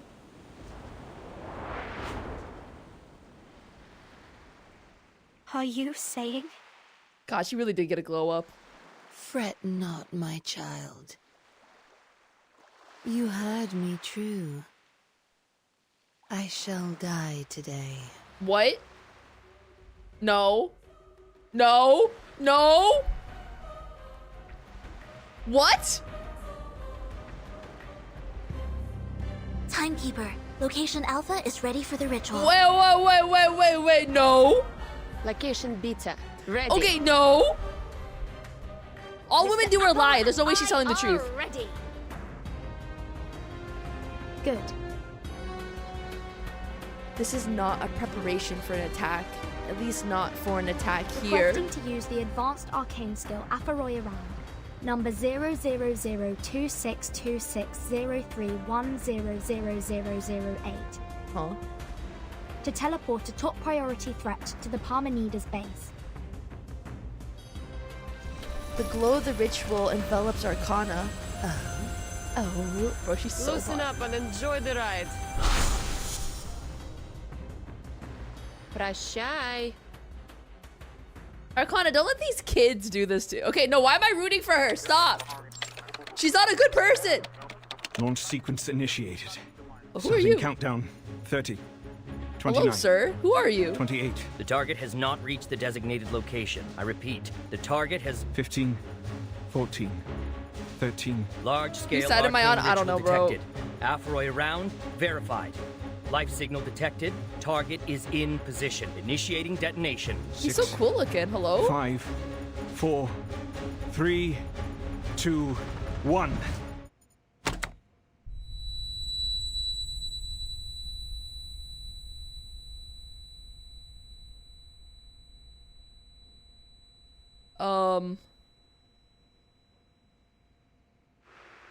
Vacuum bomb detonated. No arcane energy detected. No life signal detected. Target eliminated. I repeat, the target has been eliminated. We did it. We actually did it. Admiral, Hans, we made up for what we didn't do in 99. Did we win? It's too early to celebrate, but history will remember this moment and honor all that was lost in this long battle. Wait, Hans. You hear that? In your headphones? A grating static. Admiral, we might have a life signal, but there's too much interference. Give me that. Oh my god, he is so cool looking. Holy shit. Don't look at me with those beautiful blue eyes. The plan was made with little time to spare, and the location chosen for the observation room is far from ideal, but soon enough the strange sound in the room subsides.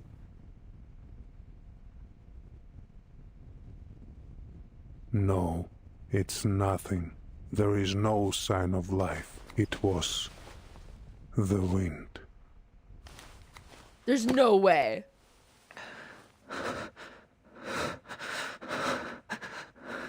So, that means... We did it, everyone. a triumphant victory! A salute to you, Admiral, and to the Timekeeper. Our efforts for peace have prevailed, and we have emerged victorious. Let us forever remember this day for its greatness. Glory to all who I'm fought sorry, for this no. moment. We did it! Whoa! Woo! Yeah! The observation room erupts in triumph. Arcana deceased. No, she's too hot to die like that. Respectfully.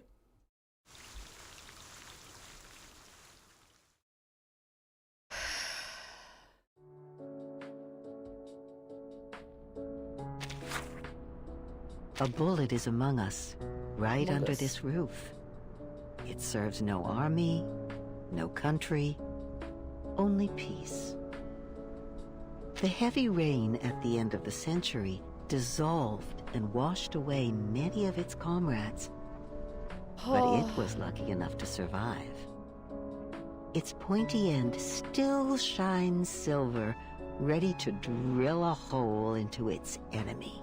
Sadly, its bulky colleague stole its thunder in this war. One push of the button, one big explosion. There was no need for the rest of the ammunition. Good, we saved a lot of bullets. It seems someone has become more budget conscious after working with the mathematicians. Saving 10 bullets is better than saving 1. Saving 100 bullets is better than saving 10. It's simple math. But its boss, the general, has more to think about. What are they going to do next time? Will this bullet be put to use when the rain comes again? The general, who's that? A big shot, dear. A wise man of the most insightful kind. You should talk to him if you have the chance. but he's been in a gloomy mood lately. Be careful not to mention anything related to the conservative battle tactics used in 1999. The missile that would have been launched, and especially anything about the bullets lost in that battle. He has paid a great price for the future, but you see, the future is sneaky. Every time you think you can grasp First it, it takes a Signora, step away next from you, Cocolia, now Arcana. nullifying Bro, they gotta stop every killing the effort baddies. you've made to get near it. Even a bullet isn't fast enough to catch up. We must keep pursuing. Although I don't think Arcana's dead. There's no way. Pursuing the future. How romantic, dear. As long as we continue to close the gap between us and the future, it will eventually be reduced to zero. But know that as time goes by, we are only moving slower and slower in the race. Technology is regressing, and we have switched from AKs to Mosin Nagants. The bullets won't be as fast as they used to be. The future is drifting away from us, and the past is catching up. The one who prays. Yeah, I don't believe she's dead. Impossible. She's too sexy. Here on the level sand between the sea and land, what shall I bring or write against the fall of night? Tell me the runes to grave that hold the bursting wave, or bastions of... Drink this. Okay. It will help relieve your pain. He's still alive? It's not made from the grapes on my head. The war may have ended, but its scars remain in this place. The Hall of Truth, once the Palace of Knowledge, now stands in ruins. 210 examines the injured man's face closely, making sure his pain is eased. Then he stands and watches as more people are brought through the gate. Hang in there, 29. 888 makes her way into the hall, carrying an incapacitated believer on her back. She carefully lowers the person to the floor. Her own arms are wounded from the attack, but fortunately, they're not fatal. Since the integers awakened, this has been the only thing they've been doing. Are there any other injured that have not been found yet?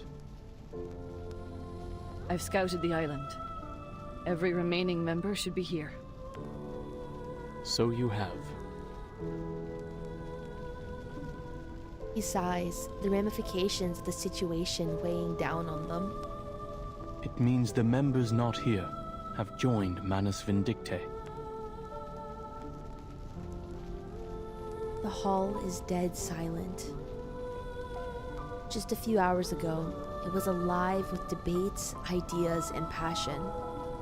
But now, one half of the hall is gone. Its seats buried under the shattered dome and crumbling walls. Is Six still in a coma, Miss Marta? Oh, Six! The blind woman nods, concern etched on her face. The banshee doesn't say anything else. She needs to clean out her own wounds. The last few hours have been a whirlwind. Their faith has crumbled. The humans have invaded their island, and Manus Vindictae has turned them against each other. But now, everything's gone. Enemies, friends, and even the truth. All that's left are the moans and groans that fill the hall. In the midst of the hushed void, some begin to pray. To you, O the alone infinite, the non-subsistent, the ineffable, I call. Bro, this music is majestic. Grant me inspiration of nature. Guide my soul with truth. These are the words of both sorrow and hope. Words of contemplation and honor for the dead. A brief respite where they can find solace to ease their pain. Give me power of enlightenment. Tear off from the web of ignorance. More people join in. Their prayers reverberate throughout the hall. Redeem me from the evil hatred and what throttles me down. Break through the ground of bad, corruption's chain, the carapace of darkness, the living death, sensation's corpse, the tomb I carry. Learn the beauty of truth, the balance and limitations of all. Oh? It's 29. The injured believer just carried in by 888. A leg is missing, but he manages to get up and sit down against the wall. Why are you still praying? The truth is gone! Who are we praying to? Who will answer us? His outburst falters, turning into a bitter sob. For generations, we have searched for purpose and meaning. But now that the truth is lost, what is left for us to live for? No, the truth is still there. Aww. A crisp voice echoes through the hall. 37 arrives, panting at the door, accompanied by members of the Timekeeper's team. I passed a Perron's test and it showed me the answer. It will free us from the Wheel of Birth once and for all. I just need some time to decode it. She feels their stares weigh heavily on her. The wounded, the desperate, those who have lost their faith and their souls in the last few hours. The custodian walks up to her, still composed and steady. We will do our best to help. But how much time do you need? A crucial question. The girl averts her eye. Yeah, last time someone asked her that question, she lost a friend. Her confidence has waned since the last time she answered this question. Oh, baby. I have someone in mind that can help us decode faster. Elsewhere in this world, some people are also making the same efforts at all costs. They too are studying the immunity to the storm. But I need your approval before I ask them for help. This will require some finesse. What's about to be asked might rattle the founding principles of their belief system. May I share the truth with the others, 37?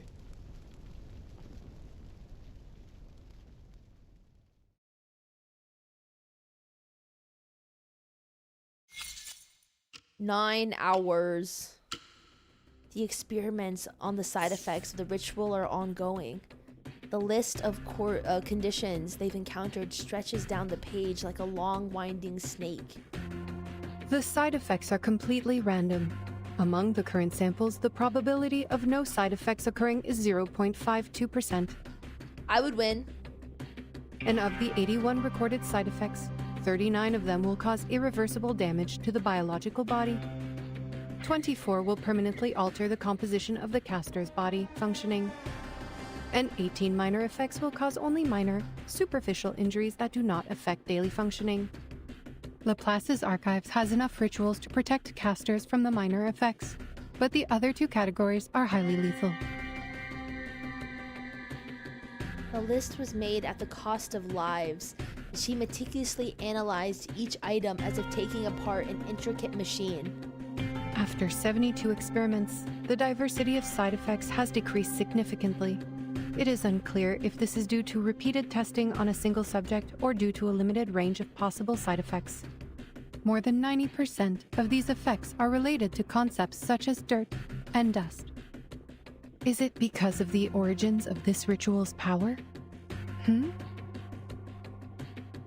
She stops briefly, scanning through the list again.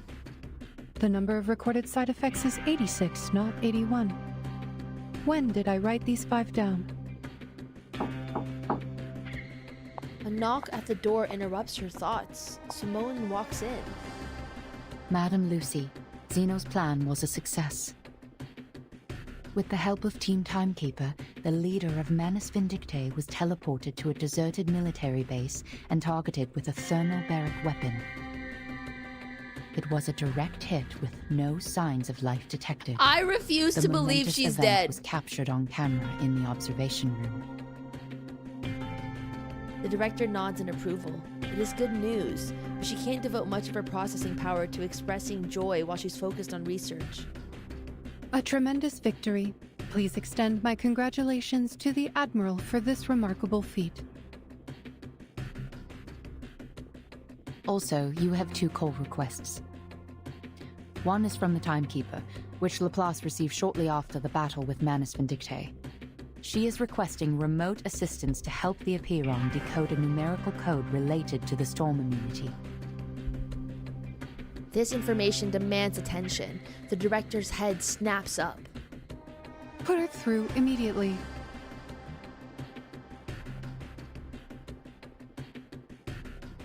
Simone nods, but her shoulders remain tense. There's more. And the other call? It's Kikanya, the Viennese arcanist who helped investigate Marcus in acquiring the ritual. Kikanya! A hint of hesitation appears in her eyes. We have updated her the progress of the study and the potential side effects of the incantation. But she insists on knowing the right pronunciation. No!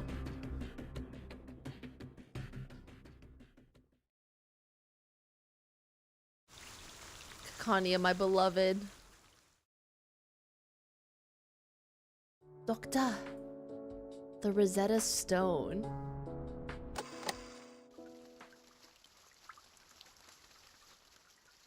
Guys, we're making really good time. 2 hours in, we got like 7 parts left. It's pretty good. Oh my god, Miss Radio. No, we are not aware of that.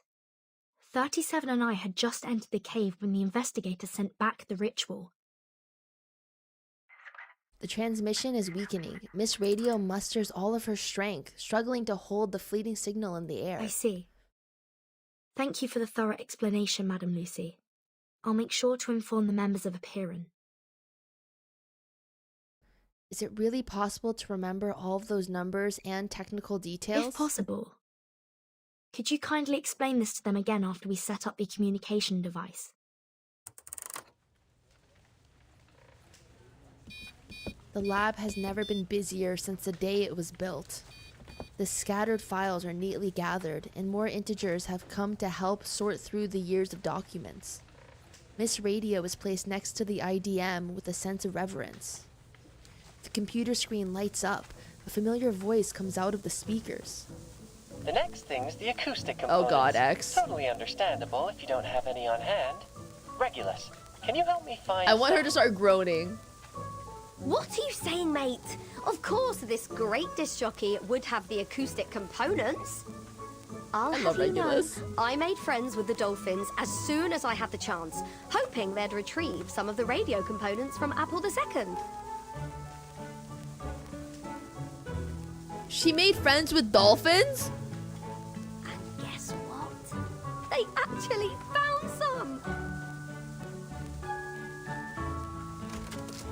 She attaches the acoustic component on the IDM, beaming with excitement. Hello? Oh my god. Testing, 1, 2, 3. The screeching feedback forces everyone to cover their ears. Perfect. You finally have a communicator equipped with a speaker. Before, there were too many ears for one tiny radio. Ah.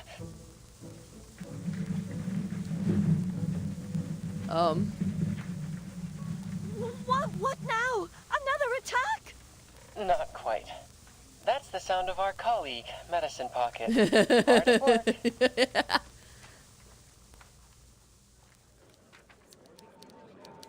Finally, a real communicator for the team timekeeper. X gets up, skirts around Medicine Pocket's mess on the floor, and casually makes himself a cappuccino. Good for you, King. How goes it on your end, Vertin?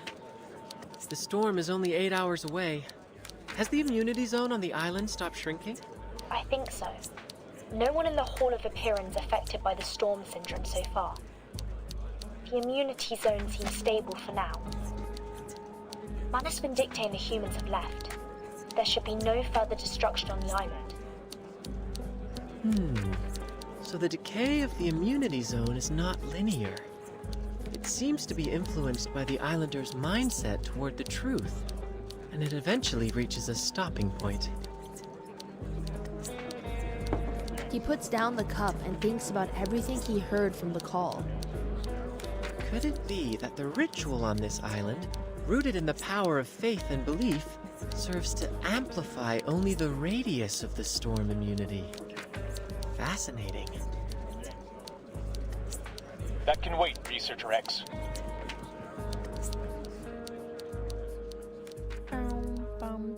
Ulrich, impatient as ever, interrupts his musings with a more important concern. There are still pressing matters to discover within the Timekeeper through the device. There's one thing I'd like to confirm, Timekeeper. About the question Miss 37 asked in the cave, how can we escape the darkness of the phenomenal world and be freed from the emanation forever? To my understanding, that is almost the same as asking how we can be immune to the storm. Yeah, and? Yes, and 37 also said the transcendental truth was beyond the limits of her mortal flesh. Apeiron answered her with an eerie sound, one that could drive anyone mad just by hearing it. It was then that the Scroll 6 gave her unfurled and transcribed the sound into a string of numbers, providing us with the code. Yes, that's the key to our problem. We both received a solution to the same question simultaneously, immunity against the storm. This could be our Rosetta Stone, Timekeeper. We found our own Rosetta Stone! Oh my god. His voice rises in excitement as he becomes fully immersed in his thoughts. Meanwhile, his listener's mind is starting to wander with a big question mark in the air. Rosetta Stone. Wait, does Verdon not know Rosetta Stone? Allow me to explain. Burton? The director interjects with a well-timed explanation. The Rosetta Stone is a stone tablet she not- inscribed with a Burton! decree in 3 different languages: hieroglyphs, Demotic, and Ancient Greek. Hieroglyphs were the sacred writing for the divine, while Demotic script was known as the language of the people. Both scripts were ancient Egyptian, lost to time when the tablet was discovered. However, because scholars were still able to read Ancient Greek, and through comparing the 3 inscriptions that all said the same thing, they were finally able to understand the hieroglyphs. And now, we too have our own set of inscriptions to decode. Yeah, I've The heard it was first too is busy getting similar to kids killed, hieroglyphs, you know? as the truth Miss 37 heard in the cave is completely unintelligible and can drive people insane just by listening to it. The second is like Demotic script, a ritual we obtain from Arcana that can place a curse upon I'm those who read it joking! aloud. It cannot be handled by ordinary people. Finally, wait, the numerical code did you other shared with us streamers is not like know what the readable Rosetta ancient Stone Greek, is? without any divine powers, but crucial in deciphering the other 2 inscriptions. Like dead ass? Yeah, of course I know what the Rosetta Stone is. Guys, I went to school. What? Wait. Do people like not remember Rosetta Stone as like the language like learning like program at least? Like it was a program because it was based off of the actual stone.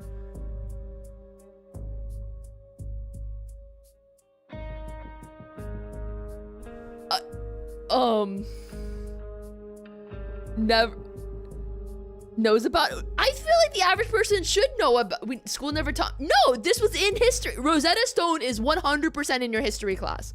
There is no. It should be in your high school history. This is basic history. Like you should have learned this immediately. Like history 101 even. You should know Rosetta Stone.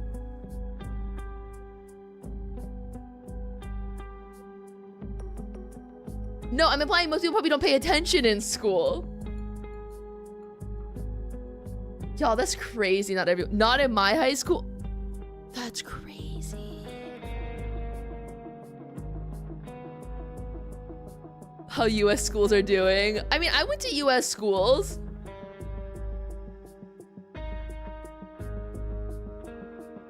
Society. Well, you got me there. Well, I knew about Rosetta Stone, so it's kind of shocking that not everybody knows about Rosetta Stone. I just thought like it's like basic knowledge. My school didn't get enough money to teach that. I don't know. It was just in our history book. Like, there was just like a small section about Rosetta Stone. But like, that's why, yeah, it's taught during world history. Yeah. And then like the language learning program Rosetta Stone is based off of that. I guess kids are just on Duolingo now. Like, you didn't know about the demonic script part? Well, that's different. That's like more like details. But like, you know what the concept of Rosetta Stone is, you know?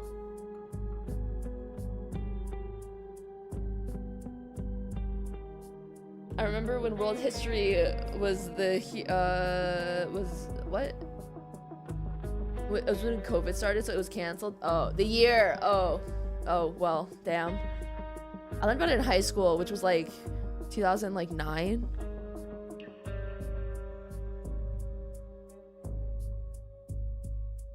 That's crazy.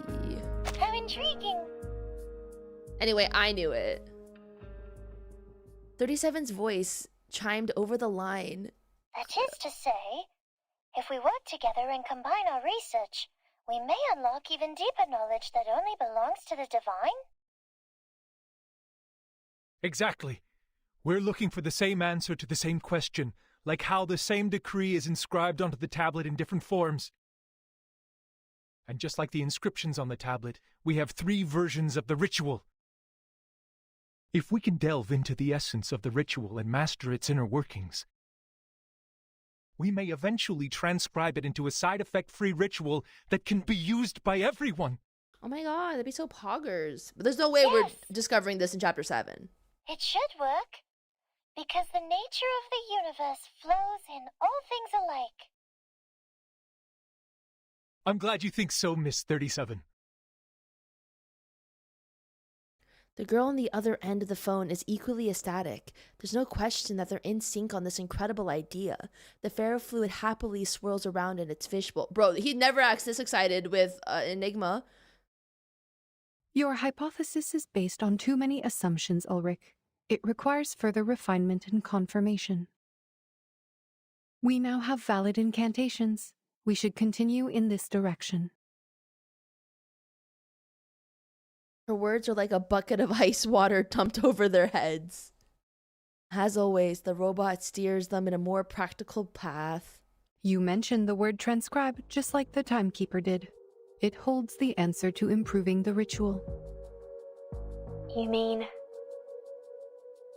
The scroll you mentioned that can bridge the gap between you and the Supreme Existence during communion. It is the scroll that transcribed the eerie sound and saved 37 from the lethal side effects. Does this mean it could potentially lessen the negative effects of the immunity incantation?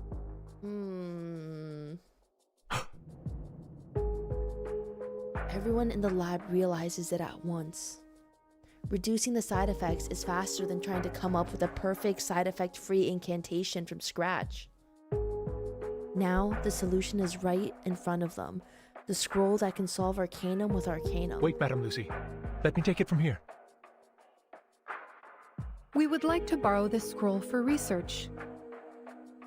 If you lend us this scroll, we will make significant advancements on the research, and we promise to provide every assistance you require in the future. The ferrofluid flinches into a shape of a droplet of sweat. It was too late to stop her. The atmosphere on the other end of the call changes dramatically. Uh-oh. Lend you the scroll.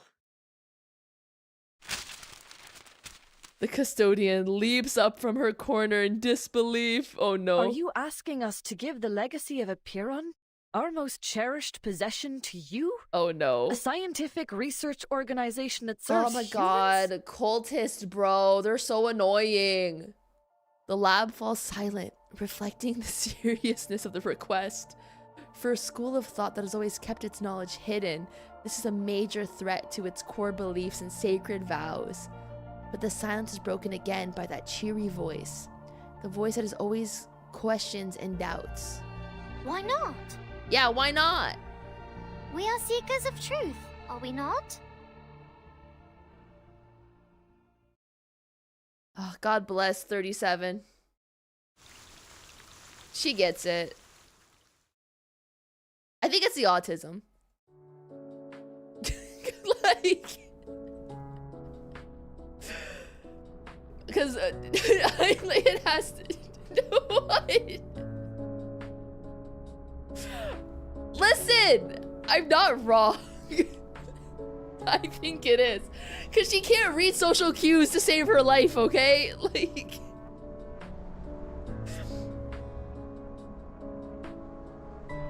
Yeah, it's very it's very in character and it fits her. You're not wrong, but you have to say it like that. I should have said it a little easier. I should have said it more.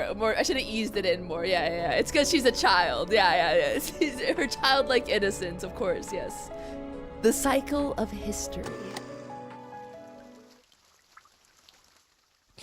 Mina, please, I'm autistic. And there's nothing wrong with that. Heed my words, 37. Heed my words. That scroll is a sacred relic passed down from the wise sages of Apiron, safeguarded by the Sixes and entrusted only to believers well, our who Six brave is in a coma, Apiron's so there's test. no one to stop us. It has the power of harmonization and reconciliation. You may keep it until you fully grasped the secrets shared with you by Apiron. But you will not share it with some organization affiliated with humans, and certainly do not allow them to study it. The inevitable disagreement is finally upon them. 888 grabs 37 by the arm and drags her out of the lab. Why? Sharing the scroll is sharing wisdom and knowledge with others. Like what we have done through our doctrinal meetings and receiving visitors from the outside world. It is for the sake of spreading the light of truth, is it not? The human researchers, they have also discovered many brilliant theorems. Yeah.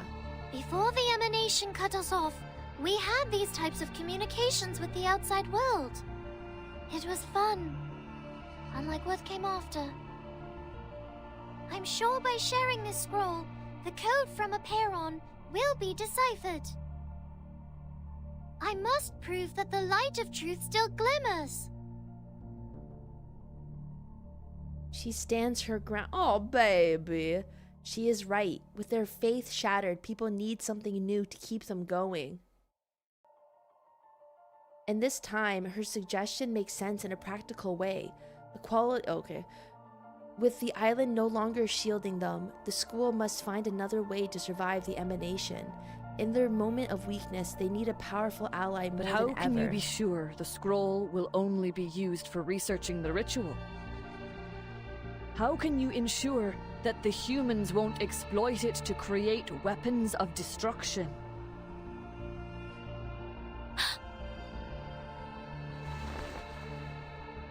The custodian looks up at the fractured dome. The speckled daylight illuminates her cool complexion. Before joining the School of Apiron, my people and I had wandered the world for ages. Oh my god, lore. Our long lives made it difficult for us to truly fit in with the world. Daughter of Truth, I implore you to hear the words of this old soul. Humans have indeed achieved incredible feats, and their enlightenment has even touched my soul. But unfortunately, most humans do not have an inherent respect for knowledge or its boundaries. Real and true. They only chase after power blindly. I have experienced it firsthand. I tried to guide and persuade them, but ultimately I failed. That is why I am here now. What you are deciding to share is not only knowledge, but it is a ritual, a piece of power. A ritual. But it's also our only designed hope. for harmonization, created for the devout believers, and created for the sages seeking the truth. Yet, on the other hand, it can also be used for unspeakable horrors, such as silencers on guns, suppressors on rifles, or even on nuclear bombs. It won't. 888. I won't let this happen. I promise. I mean, you can't promise anything, Miss Verton. You're too young. I'm sorry, we're not all 200 years old. Too inexperienced to comprehend the dark nature of history. A valid and powerful observation. The hall itself, ravaged by war, now stands as testament to the Banshee's claims. Even 37 But it's the was truth speechless. we're talking about. What could possibly outweigh the truth? An unexpected voice speaks up. To everyone's surprise, the Rhetori, I can't pronounce that word, does not raise any objection If all this it time. takes is lending someone a scroll to unlock unspeakable secrets, why not do it? Yeah. Haven't the failures of the past 4 years proven that a stagnant mindset does not bring forth the light of truth? As individuals devoted to critical thinking, should the pursuit of truth not be our primary goal in life? My brothers and sisters, do not let hatred stop you, and don't let the dust of the phenomenal world blind Oh my god, you. he got traumatized, but like in character development. 210! He waves his hand and gets up from his seat. And remember, it was 37 who passed the test and earned the scroll. It is her rightful responsibility to handle this situation. He looks elsewhere, his demeanor suggesting a lack of interest rather than genuine support for the argument. Otherwise, what other choice do we have? He shrugs and walks out of the hall. Behind him, the Star of Hermes clenches her fist with resolve. To the murmuring, doubting crowd, she speaks again, loud and clear. I have made up my mind. I will share the scroll with Laplace. We will decipher the code together. The truth is the truth. It should not be swayed by anything else. Please, everyone, cast your pebble if you agree with me. Cast your If pebble. 6 were here, he too would have called for a vote. Some of them decide to leave the hall instead, but most stay and use the pebbles in their hands to speak for them. Her victory arrives with a gentle sigh from the corner. Democracy!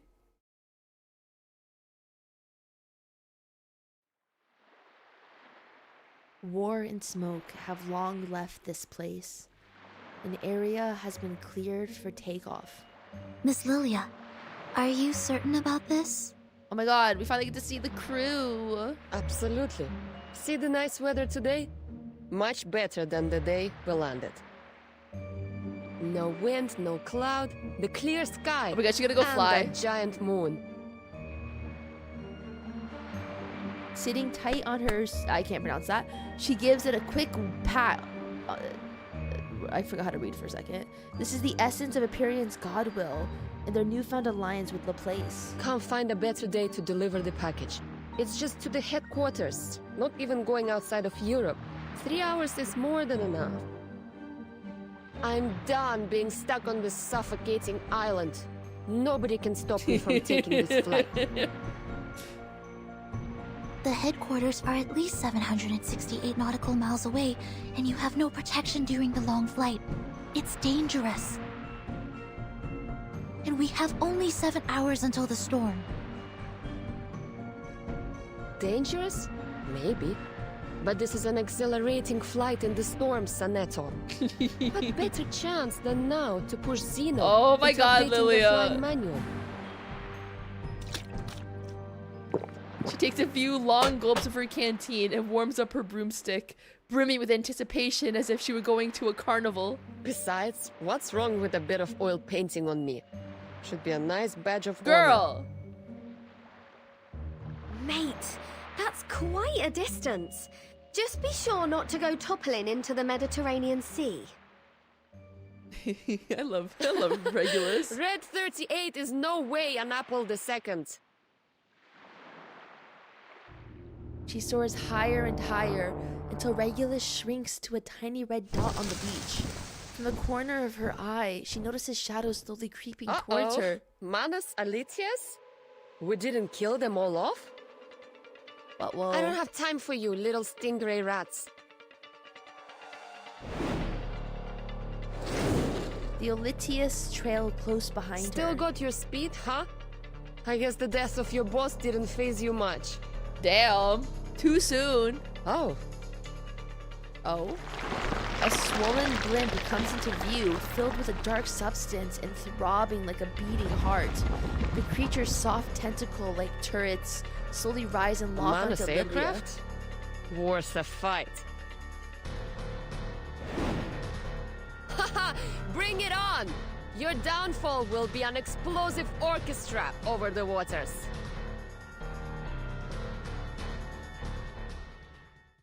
Bum, bum, bum, bum, bum. To safely cast the immunity ritual, 2 conditions must be met. Have the power to wield it. Okay. Yes, Miss Tyder has derived the formula and my team has finished designing the prototype converter. Now, we just need the bigwigs upstairs to approve the experiment application. This is an unprecedented chance to rob the storm of its energy. I wouldn't miss this for anything. Minimize the side effects. The Scroll of Aperon has shown great potential in protecting casters from the ritual. It is expected to outperform the Coleman protection rituals. Coleman protection The sheer variety of side effects is concerning, but we already have a list of 122 curses and their effects. Once the scroll arrives, we will test and record its reactions to each of the effects. This should speed up our analysis considerably.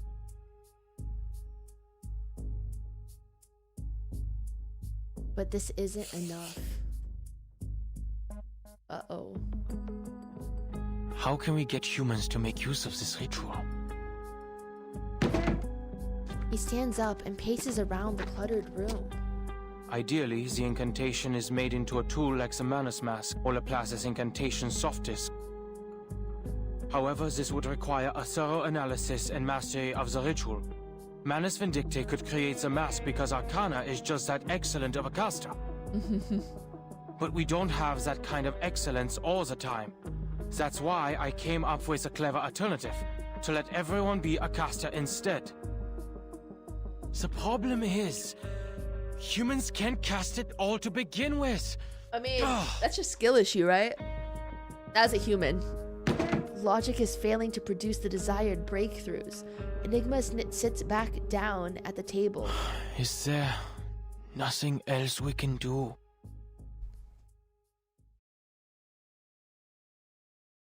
No, guys, she is built different because she's not dead. So, this is the plan of the imaginary numbers. The imaginary numbers. You want to use the waves of Numa and the reconciliation of the scroll to allow everyone to recite the storm immunity ritual? 37 ponders with great interest, as if it were just another game. The collaboration with Laplace is going well. They have just shared all of their information with the subject. What do you think, 37? An ugly plan it is. Damn. There is no grace or beauty in this approach. Damn. It is purely driven by practicality and uses clever tactics to make things fit. How typical of imaginary numbers. What? It sounds pretty cool to me. Okay, Taking irrational. advantage of the storm? It's about time we plundered it instead. Human behavior. It really looks like we should throw this plan into the sea. 37 insists, subtly shifting her seat away from Regulus. You're not trying to comprehend the ritual, Vertin, but scrambling to make use of it before the emanation arrives. Isn't making use of it enough for our purposes? Not her scooting away from Regulus. No, It's so the funny. theory is incomplete. You will be hindered by impossible obstacles in no time. Mister, could you show me the incantation? I want to see it too. She glanced at the device, hoping for an answer, but the other end of the call has been silent for a while. Laplace is looking for a safe method to deliver the incantation. Given the incidents before, some time is required for the application procedure. Once received, please do not read it out by any means. The side effects are extremely deadly. The chief assistant explains to her reassuringly. Finally, someone speaks again. Apologies. We took some time to test the delivery methods. For your safety, only the text of the incantation will be delivered. The exact pronunciation will be sent to the timekeeper later. Thanks, mate. Thanks, mate. Since the island has no visual communication, we will send the incantation letter by letter through a Chladni plate, a technique that converts simple patterns to sound waves. Oh. Enough with the mumbo-jumbo. There's no time for details. Annoyed, he interrupts his rambling and gets straight to the point. Anyway, timekeeper, we'll need the help of that lady. Miss Radio, right? Huh? Oh no, Miss Radio, she's about to go splat. Flattered, the blue flower on Miss Radio perks up. No ordinary signal could reach this island since their arrival. She's been diligently managing their communications. As a result, she was somewhat reduced to being just a radio. Somebody please find her a metal square plate, fix it on a sturdy base, and pour sand on it. Regulus and Sinetto get to work immediately. Fortunately, there was no shortage of metal and sand on the island. A makeshift receiving station is quickly built. Now, a special recording will be sent to you. Please stay by the edge of the plate, embrace the sound, and, groove along. I assume you mean vibrate? No, that's just rude. But, yes, exactly. He stammers. If all goes well, the vibrations will move the sand and visualize the text in a pattern. We have 12 recordings ready, each representing a letter in the incantation. We'll play the first one when you're ready. Oh, of course, my pleasure. Oh my god, she's gonna vibrate to him? That's crazy. She trembles with excitement, ready to give her all for this important task. As she grooves with the signal, a pattern begins to form on the plate. Mr. Ulrich. All right, 11 to go. The transmission continues as planned, each letter falling into place like pieces of a puzzle. Until finally, the last letter is recorded on the page. Oh? This incantation. The sight is hard to believe. Why? How can this be? What? Are you reading it in your head? Oh, don't tell me even thinking about it can trigger the curse. No. It's just... I can read this language. What? The language is not unfamiliar. The incantation for unlocking the suitcase is inscribed in the same tongue? The questions are, who taught this? Was it on the eve of the new millennium, when everything was a blank? Was it Mother? A myriad of thoughts flood the mind. 27. What? I know what it says. Wait, I wasn't expecting this. It means the first circle.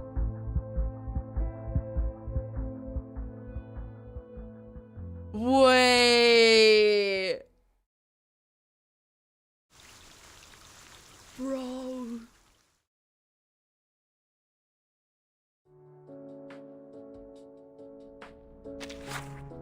A square sheet of metal. Other shapes and materials can also be used. Observing the differences they produce is equally entertaining. Sand, flour, salt, or sugar can also be used, but be careful, they're not easy to clean once they get into body crevices. An element of sound. Yes, that's me, glad to help. You can also find any friend who knows how to sing and make vibrations or say dance. Working principles. It is known that sound is produced by vibration and propagates in the form of waves, and different sounds have different frequencies of vibrations. So certain sounds can produce fixed waves under certain conditions, thereby representing certain patterns.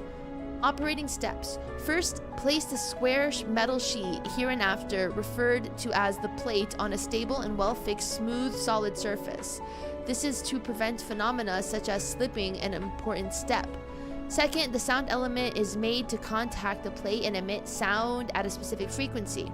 The Scientific Computing Center has compiled the wave bands corresponding to the 26 letter shapes. You can ask Mr. Ulrich for a copy. He is a very generous gentleman.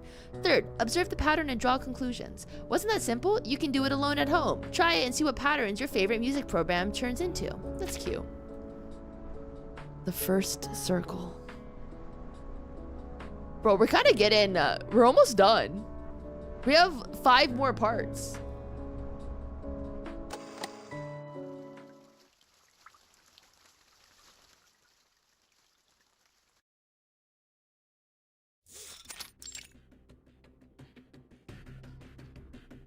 The researchers of the receiving end quickly grasp the message. The first circle. That's what the incantation says? He suddenly remembers a detail that has eluded him all along. That's it. The investigator in Vienna reported a similar thing. An ancient miracle, a circle of salvation. The circle. Akana even drew a circle in the air while saying it.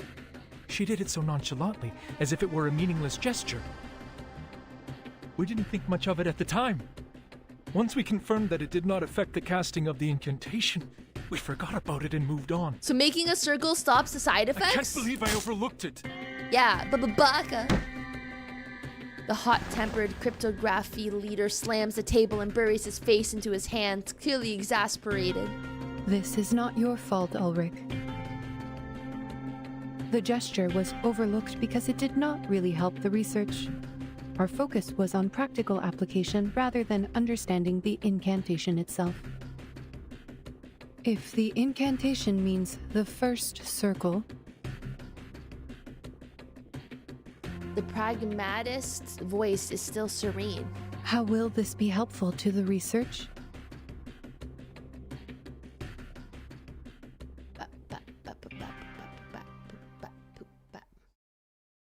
I see! I understand now! Huh? A moment of epiphany. She snatches a handful of papers, sprawls out on the floor, and scribbles frantically. Well, Vertin, I don't know why you can read it, but I do know that Gal is thrilled by your interpretation. I love Regulus. She's here for the vibes. Because you mentioned her favorite shape, the circle. I love Regulus so much. The irrational number is spot on. 37 has drifted into a world of her own. Yes. The essence of the incantation is a circle. But what kind of circle is it?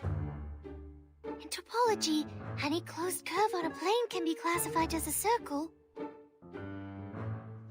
Aha! Told you!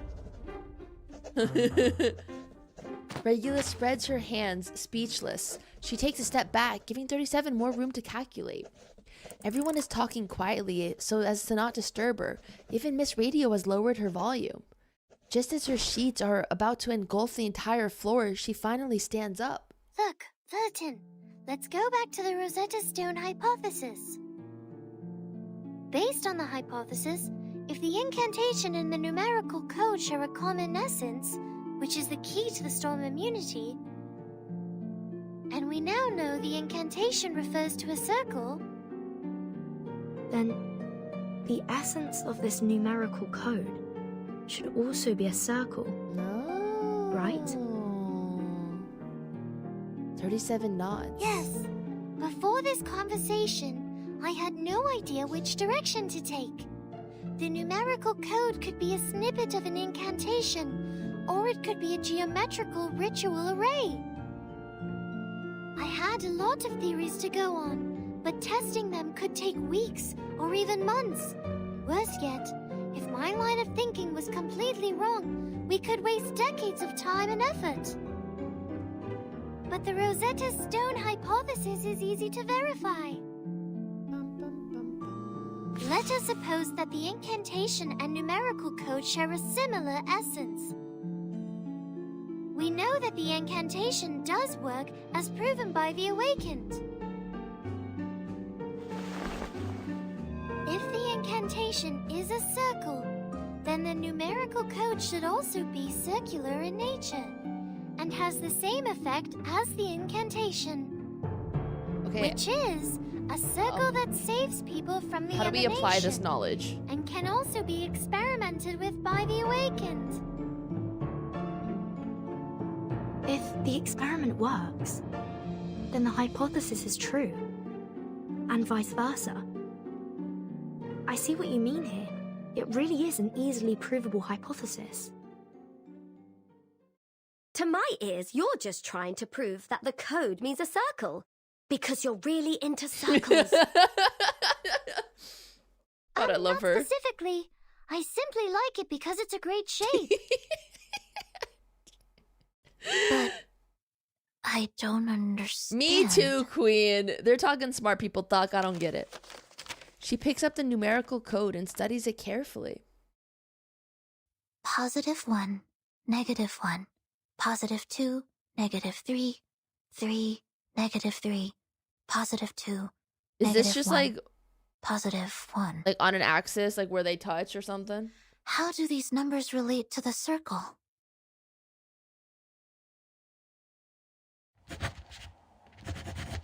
The first circle.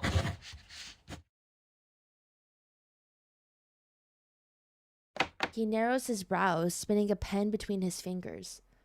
His drafts are scattered across his desk, each of them a dead end. It was the timekeeper who translated the incantation. And according to the investigator in Vienna, Arcana also drew a circle when she cast the ritual. But experiments have shown that the gesture has no effect on the ritual. We thought maybe it was a symbolic gesture. No. It is no way just symbolic. Simply, Arcana built different. He jumps to his feet. The cryptographer sneezes at the cloud of dust he just stirred up. Arcanists excel at condensing their experiences into symbolic representations. Signs, totems, elements, these are primitive symbols, and some are sources of power for Arcanum. At least that's what the Foundation's textbooks tell me. That's why arcane skills can only be enhanced by mediums that align with their symbolic nature. Precise materials are required when creating soft discs for each incantation. Is that kind of why, like, Jessica, for instance, her medium is horror, the genre? That makes her super strong, correct? Am I putting these pieces together? So, like, Arcanists have, like, a certain... Yeah, like, basically. Or, like, Isolde has ghosts.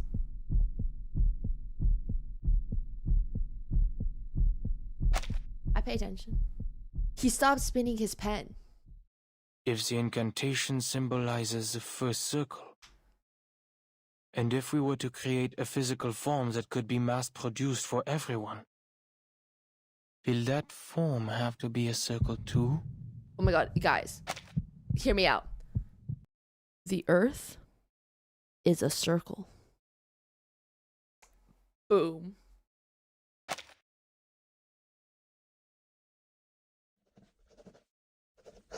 In the cave, discussions and theories about the circle are also in full swing.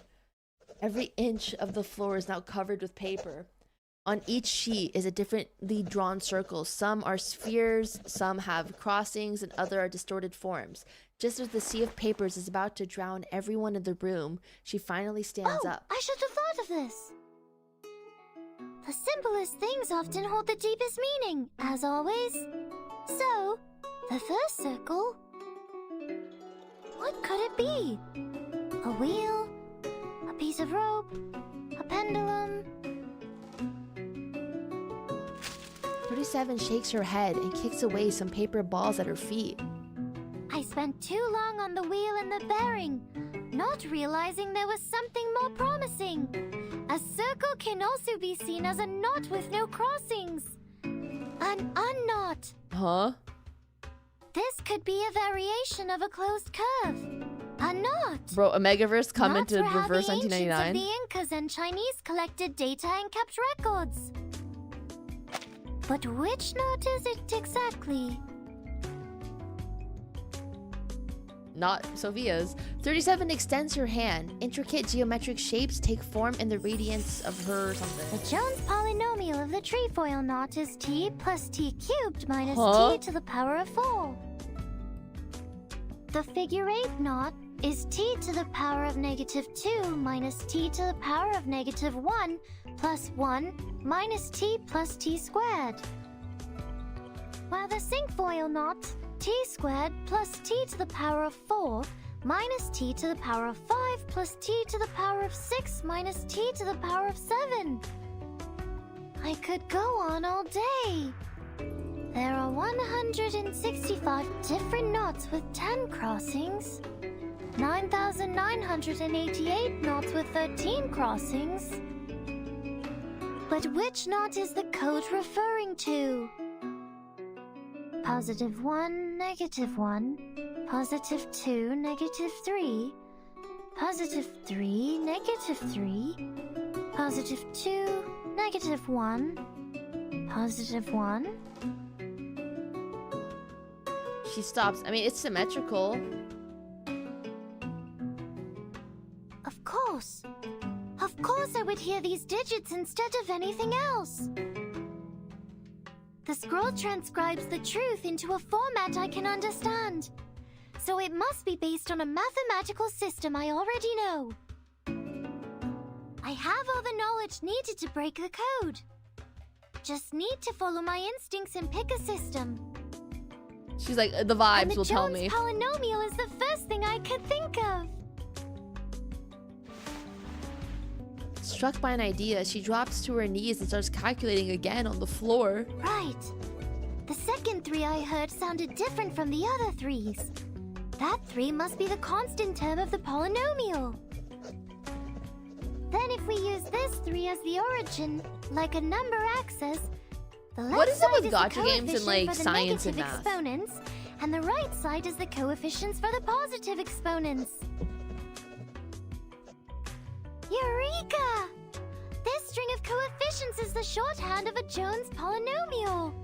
If we assign the 8 coefficients to the 8 corresponding exponents in a Jones polynomial, we get its true form.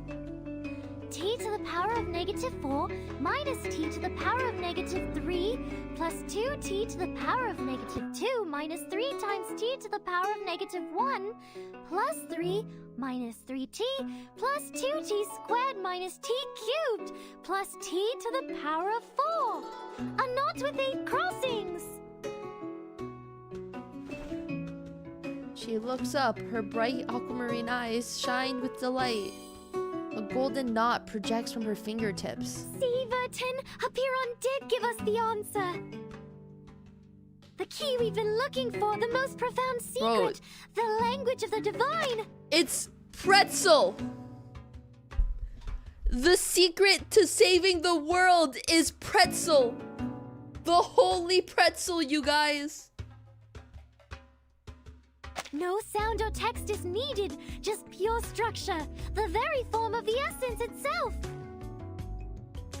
It is a beautiful shape, a simple knot. A knot. Great. Now there is only one step left. The verification. She nods and looks at the communicator. Did you hear that, Madame Lucy? Can you help us verify the authenticity of this knot? After an unsettling silence, Miss Radio finally remembers that she has turned down the volume.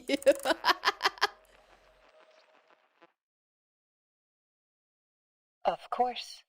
I have paid close attention to the discussion. This polynomial produces a single unique knot. We can now tie a knot to test it. The call goes silent again. The cave is silent too, as if any noise would alter the outcome. Even Regulus has turned off her personal speakers. In a quiet hush, Miss Radio cranks up her volume once more, but all they hear is the sharp hiss of a static. 20 minutes have passed. Madam Lucy? The only sound is a constant static, accompanied by a faint, scratchy reverberation. Is the signal dropping? Madam Lucy, can you hear us?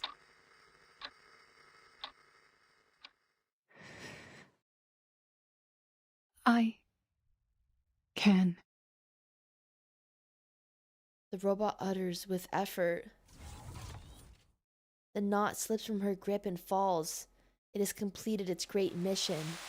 Then the robot starts to fall apart and melt. Before the curse could get to her core, the fire thief flashes a smile. She needs to ensure the next message is clear on the radio. It worked.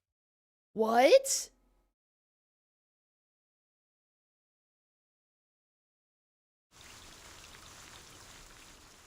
It's too easy. We're only chapter 7. We can't solve everything yet.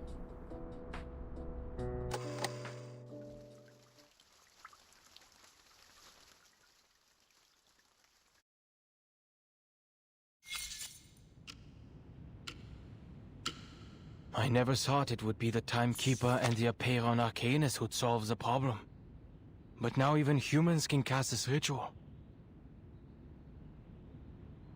The place is now in a rare state of tranquility, for the researchers have done all they can. There's nothing left for them to do. With only 4 hours to go, this is the final calm before the storm. Indeed. The knot is the physical form of the ritual we were looking for. Surprisingly, the numerical code yielded practical results.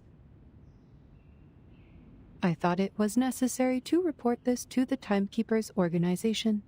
It was her contribution. But it did not go well. Oh? Oh? Why didn't it go well? Forgive the interruption. What's a knot? I will be glad to answer your question. Knot theory is a branch of algebraic topology. In mathematics, a knot refers to a connected closed curve in three-dimensional Euclidean space that does not intersect itself. They can also be described as shapes in three-dimensional space that are homeomorphic to circles. Knot theory focuses on the entanglement and configurations of closed curves in three-dimensional space, rather than the curves themselves. Since all closed curves are homeomorphic to circles, they can all be topologically categorized as circles. A knot equivalent to a two-dimensional circle is called an unknot, and... I don't mean to question Laplace's expertise, but this approach may not be the best solution for widespread implementation. The concepts are complex even for us, let alone others. We can't expect to give an advanced math lesson to every individual under these circumstances. Bruh, so you want everyone to die? Doing math before the storm. Nobody's got time for that. Bruh. As it turned out, presenting a technical report was much too premature. We should have a complete and official report once the immunity gear is produced. Maybe you can change your approach the next time you report to the Foundation. The robot shakes her head, disappointed by the failure of her report and the listener's math level. I simply gave them honest answers. She turns her head and looks thoughtfully out the window. They love this scene. This solution is deserving of widespread implementation. All we need is a piece of rope and tie it end to end. And spend 3 to 5 minutes to make this knot. This can be done anywhere, at any time, by anyone using any type of cordage. The oldest, fastest, and most basic ritual, the key to braving the storm, is a knot. Why didn't you tell the House of Integratus? I'm sure they would have funded us generously. I will make sure to put it in my interdepartmental report. Huh? A rare hint of frustration flickers across her face, but she quickly moves on to a subject that deserves her attention. But at this point in time, the knot only functions like an incantation. It is not suitable for widespread use until the research on the side effects and the converter are complete. In any case, I've completed all the tasks you assigned me. My last plea is, please never put Ulrich and I on the same team again. The researcher lets out a deep yawn, feeling as if he hasn't slept in ages. Maybe he can catch a quick nap before the final battle begins. I'm surprised that you're not in the lab. Something bothering you? Wait, don't tell me you're charging here. The robot turns to him, an approving smile on her face. Excellent job, Researcher Adler. You have proven that you are keeping the locations of public outlets in Laplace in mind, which is a positive sign for your resocialization. But I am powering up to reach my optimal condition, preparing for what is to come. The Scroll of Apeiron, the final piece of the puzzle, the key to minimizing any negative effects caused by the incantation. Bum, bum, bum. It's the final countdown. Wow! The designers on artificial somnambulism could use some of this inspiration. Look at the clouds, painted with a syndrome of colors and interrupted by a glorious streak of rainbow. It's truly a masterpiece. The red blur streaks forward at lightning speed, but the their skin are becoming increasingly vibrant due to the storm syndrome. Funny. They're flying towards the headquarters out of instinct. Maybe they can sense immunity zones. These little beasts would make for a good study. But I'm not in the mood to take any prisoners. Oh, this is such a pretty scene. Hold on, that's such a pretty shot. I feel like it kind of shows just like how young everyone is, like in this world though. Like I feel like this is like as youthful as they made Lilia look. Lilia speeds up again, trying to lose the pursuers that are swarming behind her like a dark vortex. In front of her, under the clouds, the gray buildings of the Foundation are now clearly visible. Fuel and ammunition are running out. Her altitude is low enough, she can almost see the hallway outside of the committee room. Huh. Maybe I should storm the Vice President's office with them. But other people might get hurt there. Never mind. She makes an abrupt turn, her mind racing with ideas. Dive into the lake? But the splash might wet the scroll. Wait, isn't that... Sprouts? Ah, it's Druvis! From the forest that looked like a signal to land. Miss Lilia, this way. Ha! Good timing. Oh my god, we haven't seen Druvis in forever! Her friend's presence has given her a clear sense of direction. Without a second thought, she charges into the new forest with a huge herd in hot pursuit. Just before crashing into the trees, Red 38 changes courses and rockets upwards in a perfectly straight line. But the creatures behind her have no such finesse. One by one, they slam into the mesh woven by the dense tangle of trees and the vines. Enemies intercepted. Ally landed successfully. Miss Travis, the Elitiaus are all ensnared in vines. The druid closes her eyes, savoring the fresh air. The winds of triumph sweep through the woods. An excellent flight, Happy birthday, Miss Lilia. Druvis. We will take it from here. Come, everyone. We shall vanquish our foes with the aid of the woods.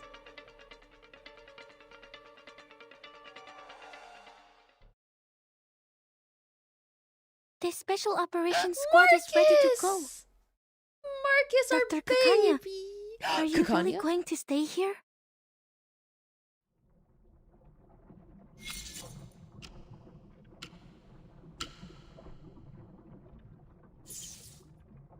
She shakes her head, her fingers tight on Marcus's communicator. For more than 10 hours, she has been waiting for Laplace to respond. Marcus lowers her eyes, burying her face in her scarf to hide her tears. The doctor quickly notices it. Her voice softens and changes to a lighter tone. Don't worry about me, young missy. This won't be goodbye forever. No! Besides, I have already provided all the help I can, right? I made Isolde show us the ritual and kept her under control, and now you've figured out how the ritual works. To test its results, you will need a couple of volunteers. You should turn off auto for this. Why? But Marcus doesn't seem to find comfort in her words. But you heard the report from Laplace. The possibility of surviving the ritual is nearly zero without the converter and the scroll and... Oh, Marcus. Nearly, they said. But not surely.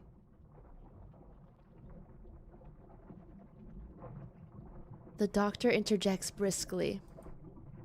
Plus, where else can I go? Into Isolde's arms.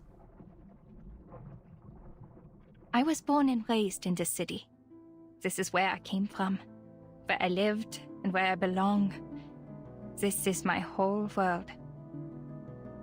I despised the maggots under its golden surface and fought for the justice and fairness in our society. But I also cherish every detail of this city, from the intricate carvings on the theater columns to the dirt trodden by dockworkers. All of these things made me me. My family, my friends, my people, and my operas and culture are all here. I never once thought about leaving this place. I have never thought about destroying it either. She looks up and sighs sentimentally. Being washed away with it would be a just punishment for all my sins. Yet her eyes are free of darkness and despair. Marcus can clearly see her determination. I wish I could be as brave as you are. See you, Miss Clara. Aww. She gently reaches out to her. Not far away, the Special Operations Squad is ready to go. The helicopter begins to whirl, the last errand of the day. Inside the cabin, Isolde sits between two Razor operatives, her wrists bound in cuffs. No! Hurry, ladies, before any of us turns into one of those exquisite paintings. Why is he such a Chad, bro? Sorry, but the headquarters is too far for the teleportation disc from here. You'll have to bear with us smelly old grunts for a little longer. It is time to part ways. But wait, I want to see Isolde.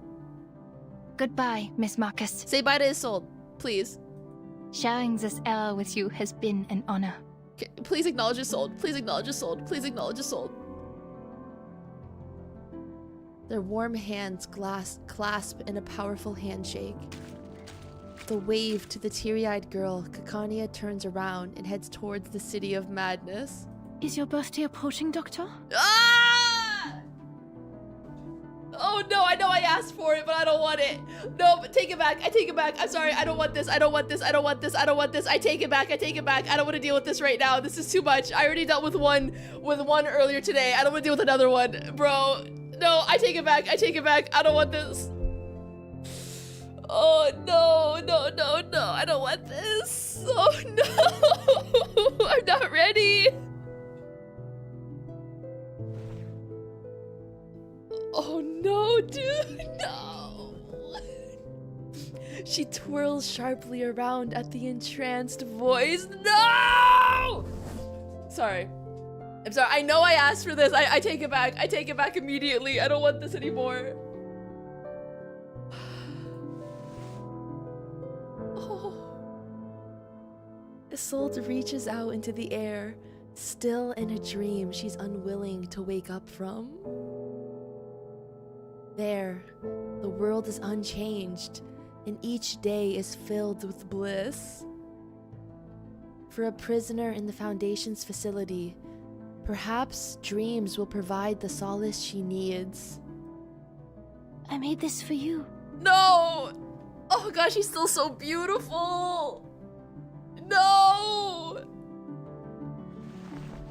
She holds out a brooch, a piece so exquisite that it too seems to be an intangible figment of the wistful dream. Oh, it's her colors. The golden setting nestles the sparkling gem in place, a gift undoubtedly made with great affection. Turquoise and topaz, just like you and your eyes.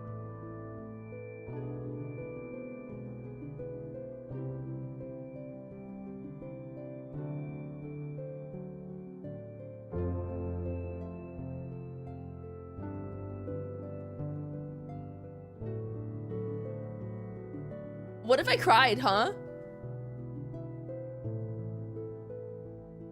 Please accept my blessings, Doctor. May your life be filled with joy and contentment, and may your courage guide you through all that comes your way. Can they just be happy together? Why is it so hard for this game to let these characters be happy? You are worthy of all the beauty and goodness this world has to offer, and I will hold you in my heart and in my prayers forever. Bro. Today isn't Kakania's birthday, nor can she see her reflection in Isolde's lusterless eyes. The star of Vienna holds up the brooch, yearning at the emptiness before her.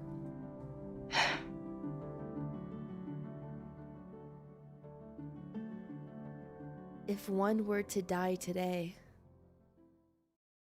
what would she say to her longtime friend? Süße Träume, Frau Dittersdorf. What if, okay, what if I opened Minecraft right now and jumped? Okay, guys, like, this, unacceptable. They would always... I'm so upset right now. I am so sad. I'm so sad. I hate it here. I hate it here. Oh my god. I know I asked for this. I take it back. I don't want this anymore. I don't want this. Oh. She takes the brooch and pins it to her jacket.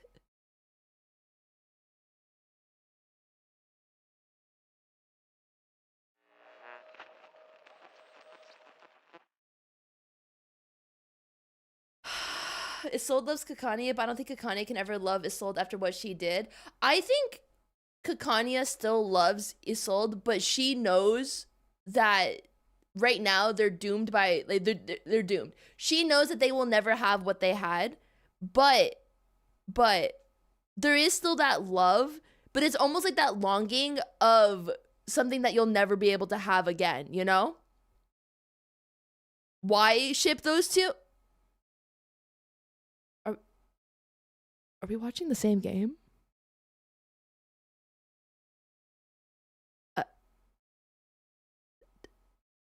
Are we playing the same game? What? Yeah, watch chapter 6. Watch chapter 6, okay? I'm upset. A ray of hope shines through the static. Madam Lucy, any progress on the research?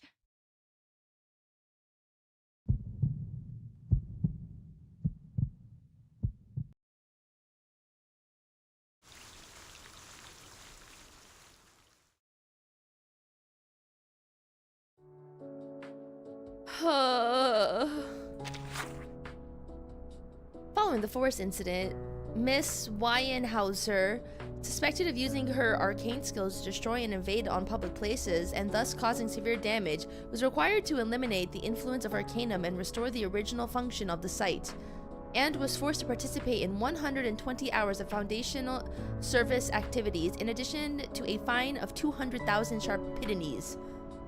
Miss Weinhauser showed a high degree of cooperation in accepting her punishment. She enrolled in the temporary tree processing class and within 3 days dealt with the excessive tree overgrowth she had caused by trimming all of the greenery within the foundation. At her impassioned request, the materials from the processed trees will be fully utilized. In the following period, the tree processing class responded to this request.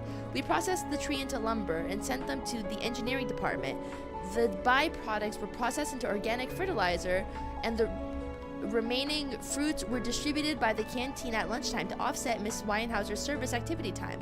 The acorn bread and berry pies received quite good reviews.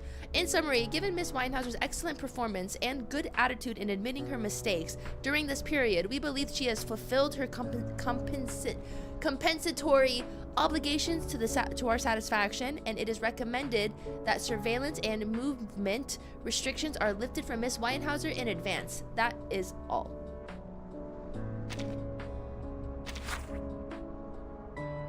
I'm so upset. I'm so upset. Isolde, my beloved, I can't wait for you to get proper therapy with a licensed doctor and for you to stop being crazy. And I just want you to be happy. I just want her to be happy. I just want Isolde to be happy. Like, how are they gonna make her happy? Am I gonna buy the brooch? Is it real merch? If they have it at the event, I'll buy it. I'm so sad. I'm so upset right now.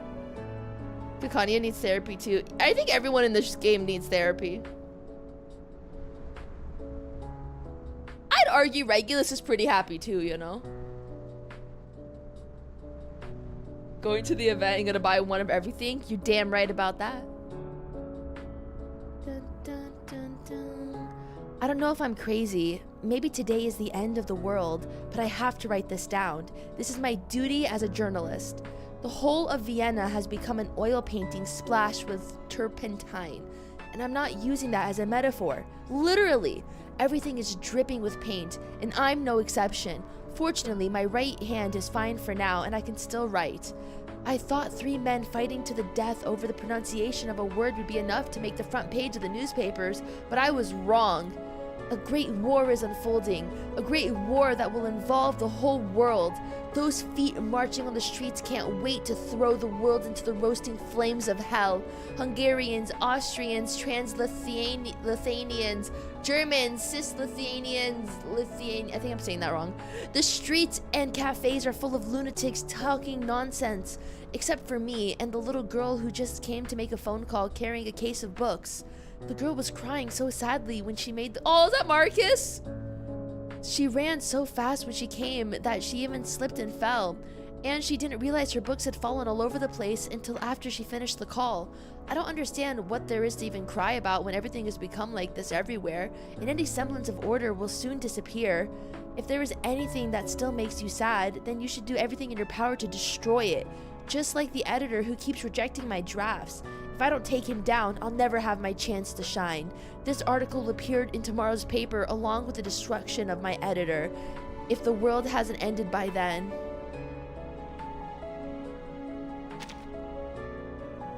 Bro, we're almost done, you guys. We're almost done.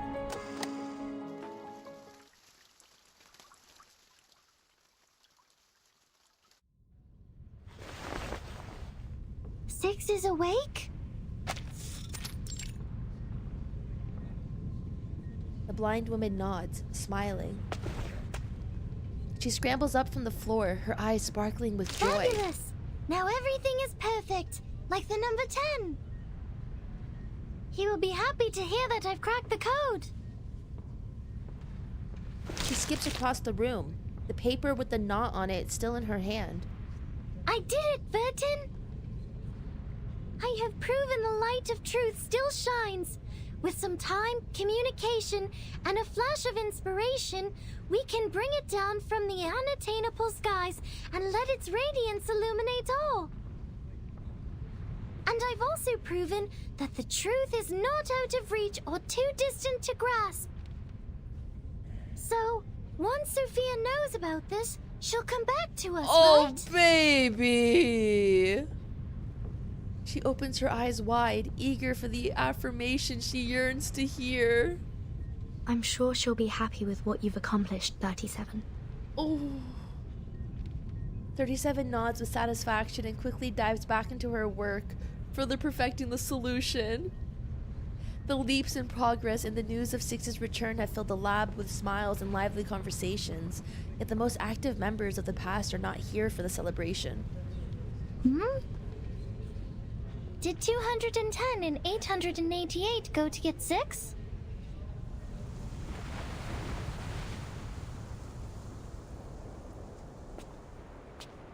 Oh my god, my sickly king. You don't seem that happy. Well, no shit, Sherlock. The leader stops, looking at the speaker coming down the steps. The Star of Hermes deciphered the code of Apeiron. She found a way to cross the emanation. We should all feel happy for her. The leader does not answer, having mastered the art of silence over the years. The rhetoric, I still can't say that word, doesn't care. He can effortlessly engage in dialogue. Yet here you are, so indifferent. It is because you, too, know that what has happened will not change, regardless of whether she figures it out or not. The sky is so cool ritual looking. to save people from the emanation is nothing compared to the disruption of the law above. It also cannot change the fact that our faith is dead. We're talking about how the island has sunk, and we're now sailing in a tsunami. A tiny miracle, a spark of inspiration, won't save the ship from the wrath of the tides. His tone is sarcastic, but the mockery is missing in his eyes. To be honest, I was surprised that she asked such a practical question. I guess the trivialities of the phenomenal world did eventually affect her. It's a shame that many others lack her determined will to see beyond the void of our broken reality. What's your point? I love 6. Can't you see? I'm getting a rise out of you. He beams a huge grin. Who would have thought that our great, perfect, honorable leader of the School of Apeiron has been a nihilist all along? You never revered the truth, did you? That's why you kept us in the dark for 4 years. You never respected our beliefs for a second in your life. The man down the steps shakes his head. The people who seek the truth are more important than the truth itself. I may not understand that ever-shifting number, but I do understand and respect the people here. He's continuing the conversation, a rarity to behold.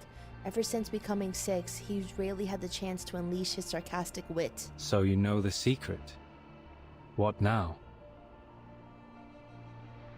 Now that you know the truth could lead to a nihilistic void, I wonder if you would abandon our doctrines, our wisdom, and our inheritance, and step into the darkness in a fit of rage. When truth fails, sophistry prevails. Correct? Ha! We cannot deny that fate, the unspeakable, holds wisdom beyond our understanding. Perhaps it does take a resolute skeptic, an impartial nihilist, to steady this ship and remain detached enough to look on from the sidelines. 210 looks up at the distant grape-colored sky. It's a pity. This was supposed to be the best time of year to make wine. He leaves without looking back. The silent leader continues on the familiar path.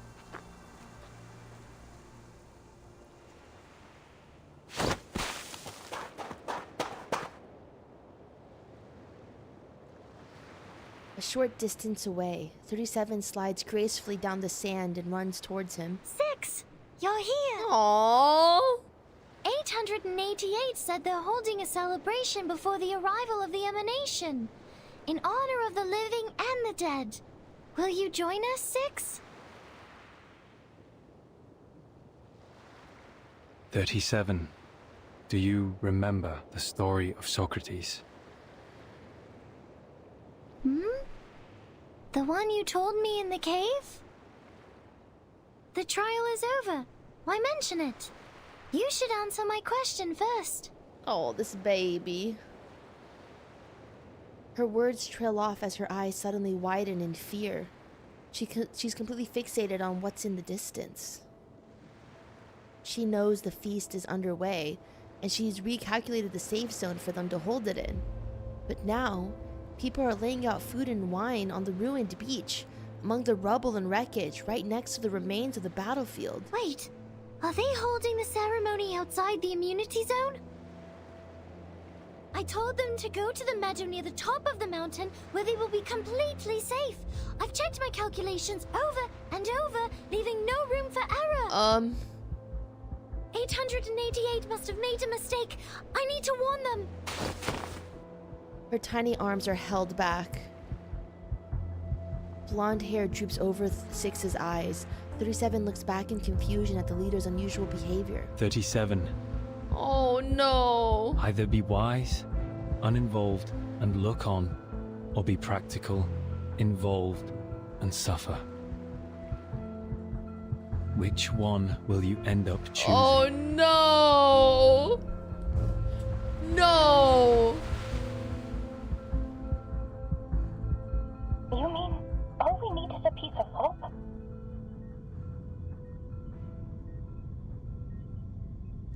The voice on the phone sounds unsure. Yes. In recognition of your extraordinary contributions, Laplace is honored to present you with the fruits of our labor. This knot is the result of our research. The knot has been validated as a working ritual on both humans and arcanists. With the help of other arcanists, we found methods to avoid side effects and conducted small-scale experiments with success. Hey, yo. So are you saying we can... However, since the experiment is still in its early stages, it involves a variety of materials and complicated rituals that are not yet possible for transmission. Nor can we deliver you any experimental equipment, as the storm is about to make landfall.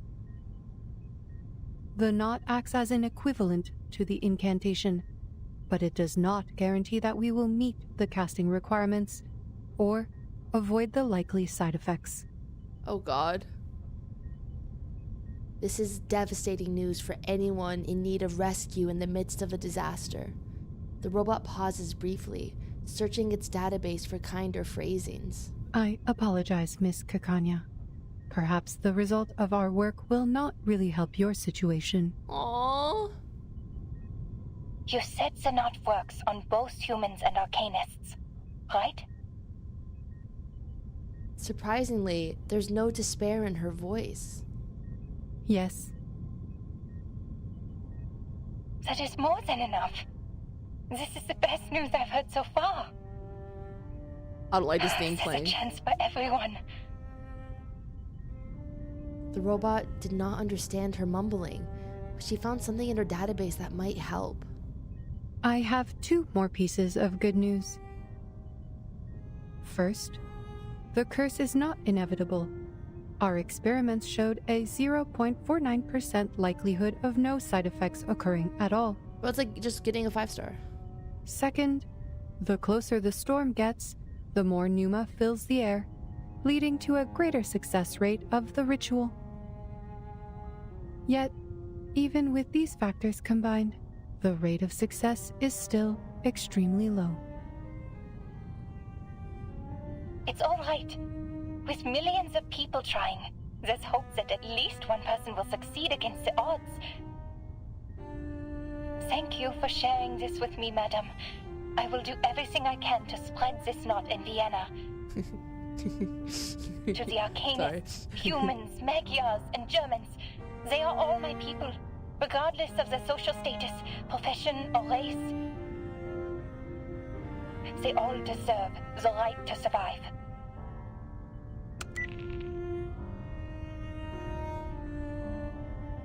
There stands a Foundation employee sent here to inquire about the experiment with a stern expression after overhearing her conversation. Madame Lucy, I can only assume you acted impulsively and overlooked the proper application process. The knot is new and not ready for widespread testing.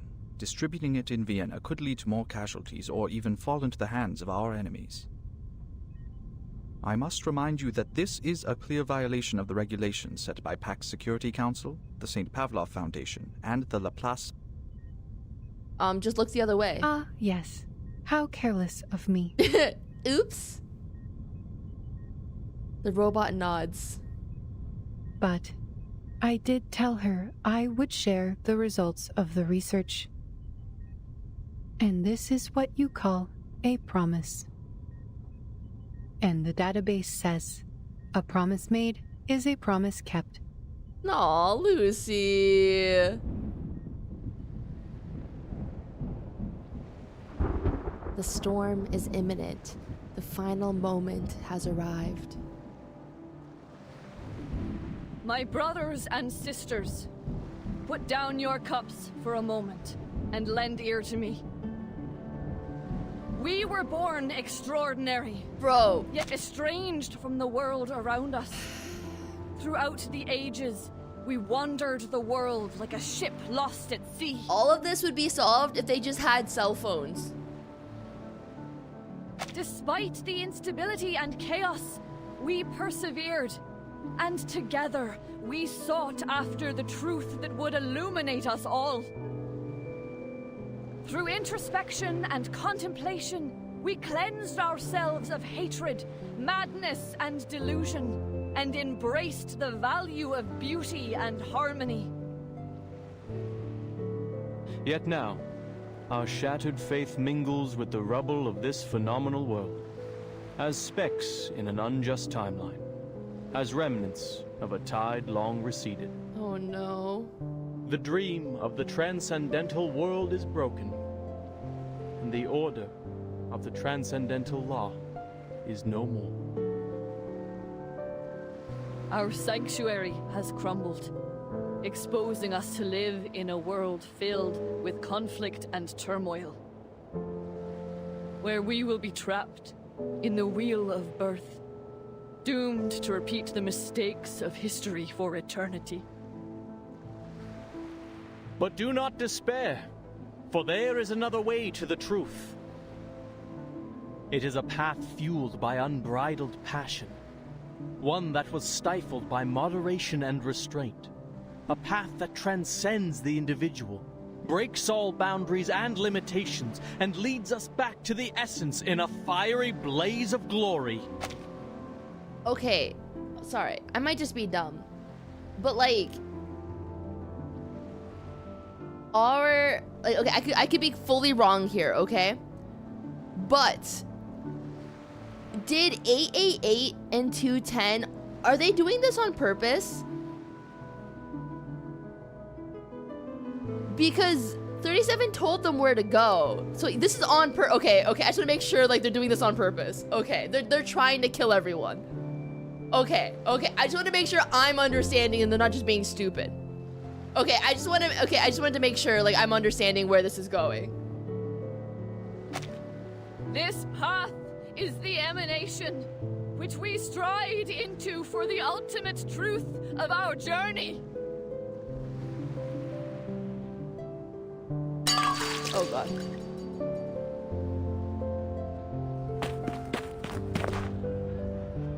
Doctor? Oh hey, the kid is back. The boy eases his pace as he sees Kakania rushing his way.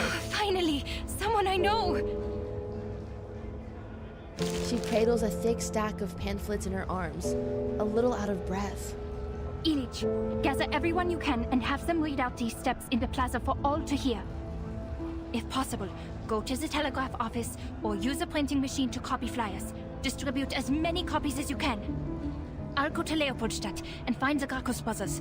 They know where to find abandoned military hot air balloons. What are you talking about, Doctor? People are too busy trying to escape. I want nothing to do with those crazies. This? A guide for tying knots? Don't you know the world is about to end? So many warnings. Who'd want to read this? I mean, he has a point. The people who want to survive will read it. I can't guarantee anything. It's a gamble for our lives. But people have a right to try before doomsday arrives. Edith, please trust me one more time. Please. Boy recognizes the plea in her voice. Fine, Dr. Clara. If this works, your coffee for the rest of your life is on me.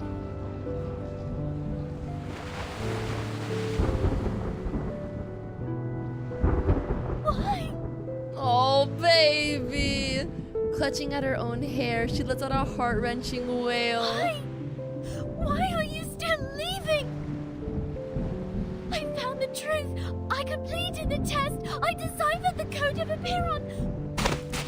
She struggles, trying to break free from the arm holding her back, her eyes fixed on the beach before her. Why aren't you stopping them, Six? Oh, baby.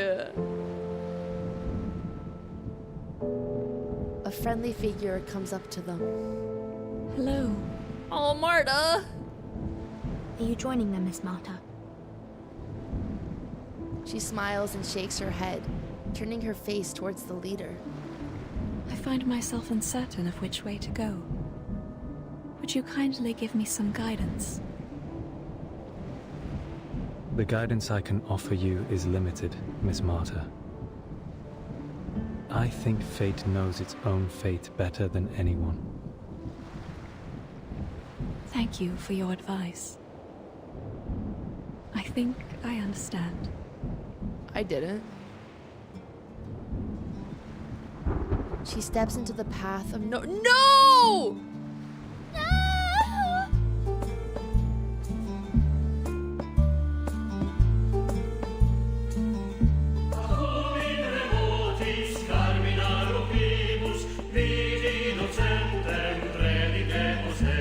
Bruh.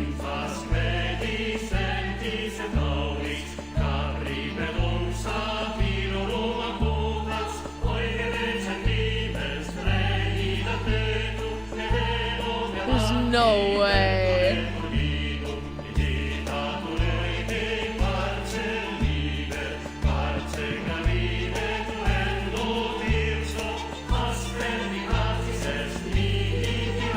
Oh, these are all tying knots. Oh, good God, yeah. Oh, she looks so good, though.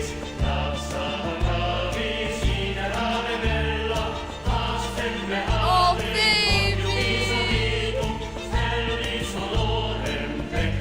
Oh, they're holding her back.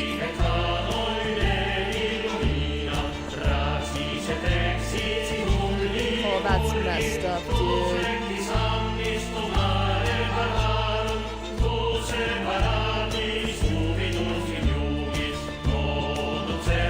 Is she the 0.5%? Oh no, she's the only 0.5%. Oh, the brooch!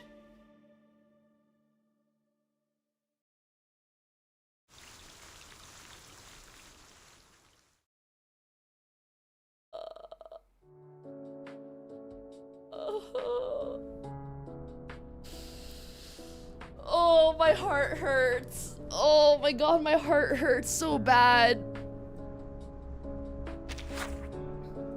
My dear child, look at you. You're exhausted. Yeah. I couldn't be of help then. But it's okay. The party is over now. At least let me brush your hair, darling. Or your hair will get all knotted. And it will hurt you when you try to untangle them. Indeed, it's happened more than once. I'm not surprised. An old Is that a friend pun? of ours, Knot. Often we learn our knots before we even know how to read and write. A knot could be an obstacle that breaks the consistency of a flow. And also so a reminder of forgotten things. You can use just about anything on hand to make a knot. So its approach protected her. I of believe an that. animal, even fallen hair. But the sturdiest knots are tied with rope. Knots are often found in many stories. Signify promises, counting and measuring, have a happy an 1 year instrument of anniversary. salvation, and one of execution. That's funny. That's so funny. What else can these knots really do? Oh, I could go on all day. The influence and power of knots can't be overstated. It is said that it was in the cutting of the Gordian knot that Alexander became the Great. Just touching the meters-long rope provides blessings to the faithful in Bellum. And tiny knots on strings can carry the history of an entire people. The ancient Inca called it quipu. The intricate variations of hundreds of fabrics, colors, and lengths of strings were used to record their stories through the ages. And to think, Shakespeare only had 26 letters to create his masterpieces. Isn't there something a bit more practical? Just look around you. Don't sailors use knots to mark depths in men's sails? Or coachmen tying knots to rein their horses? And any respectable lady or gentleman knows the knots they must tie about their necks to stay in fashion. Or consider the knot-like helix structure of DNA and the changes in states of matter. Invisible to the naked eye, Bro, knots not gonna be a these real knots word carry anymore. some hint at a universal law. That there might be a string, like the quipu, an endless rope that records in its knots everything in the world, one that can't be seen, yet there it is, everywhere, all at once. Maybe you can tie this knot yourself.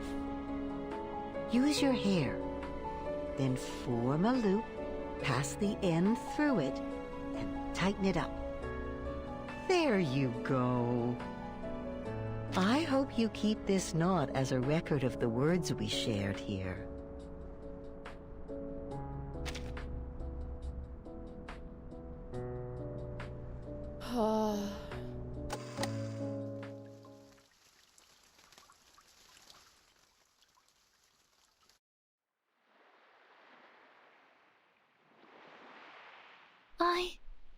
I don't understand. I should be giving them my blessings. They're brave enough to return to the essence. But instead, sadness washes over me. I should feel happy for Sophia, now that she knows her soul number.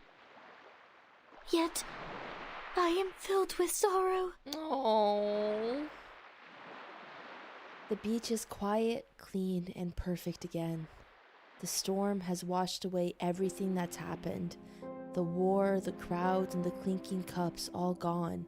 It's restored to the likeness of a better time, with no remnants left behind. The last echoes of an era have faded into the distance. Why did you all leave? Is it because I wasn't fast enough? Is it because I didn't do well enough? Aww.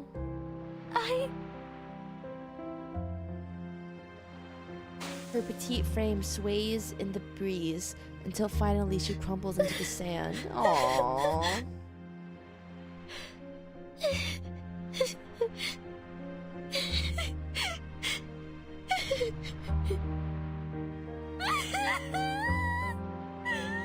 Oh, she lost everyone.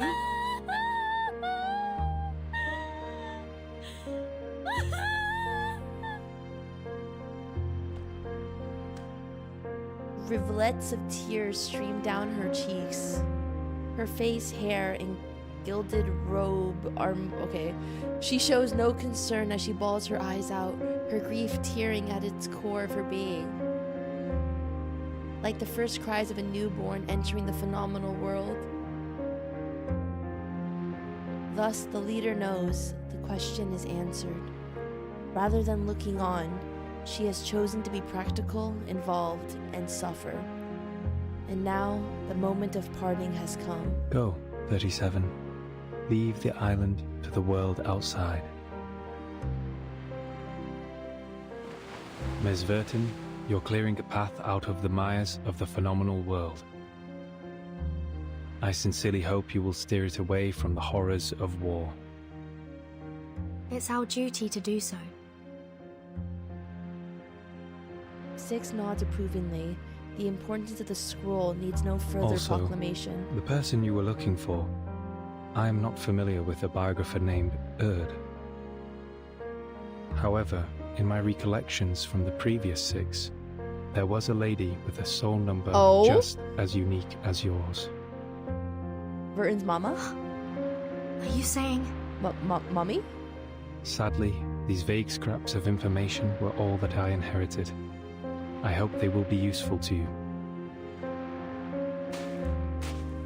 He turns around. Without another look at the empty beach, he starts walking back. Some believers trail after him without hesitation. Seeing this, the girl wipes off her tears and scrambles to her feet. No! Wait! 6, where are you going? Oh, baby! Everyone is gone! Sophia, 210, 888, and now you too? She never refers to Sophia by her number. I'm returning to the cave, 37. There are still people who refuse to be caught in the cycle of hatred or give in to unrestrained passion. The entrance to the sacred place may be destroyed, but the people's faith is yet to be extinguished. We will persist in studying the scrolls, copying the scriptures, What a and Chad. restoring our halls. We will worship the Ancient One in Square root of penance 2 is and work Sophia's to number. rekindle the flame of our broken beliefs. The island is a manifestation of our choices, a haven removed from the phenomenal world, a place of order and harmony, and it is our determination that will sustain its tranquil existence. I will go with you! No, your choice has already been made, 37. You should not go back. The sorrows and doubts you have can only be alleviated by experiencing the outside world. 37's face turns completely pale. 6 shakes his head, looking towards the setting sun. Aww. Thousands of years ago, the first faithful ones fled from the Roman Empire and journeyed to this island, where they founded the School of Apeiron. 500 years ago, refugees from Arabia found shelter here. They filled the cavern's shelves with copies of their writings and texts. Half a century ago, scholars who had their research exploited for warfare came and expanded our knowledge on modern mathematics. There were many 37s and 6s among them. Yet, are we any different from them in essence? Even if we are no longer here, the numbers 37 and 6 will still exist. Even if the island sank, these numbers would reappear elsewhere. The integer sequence is infinite, 37. Rather than clinging to a set of specific numbers, you should go and work out your own calculations and conclusions. So now you're choosing to be wise and look on. But I don't understand.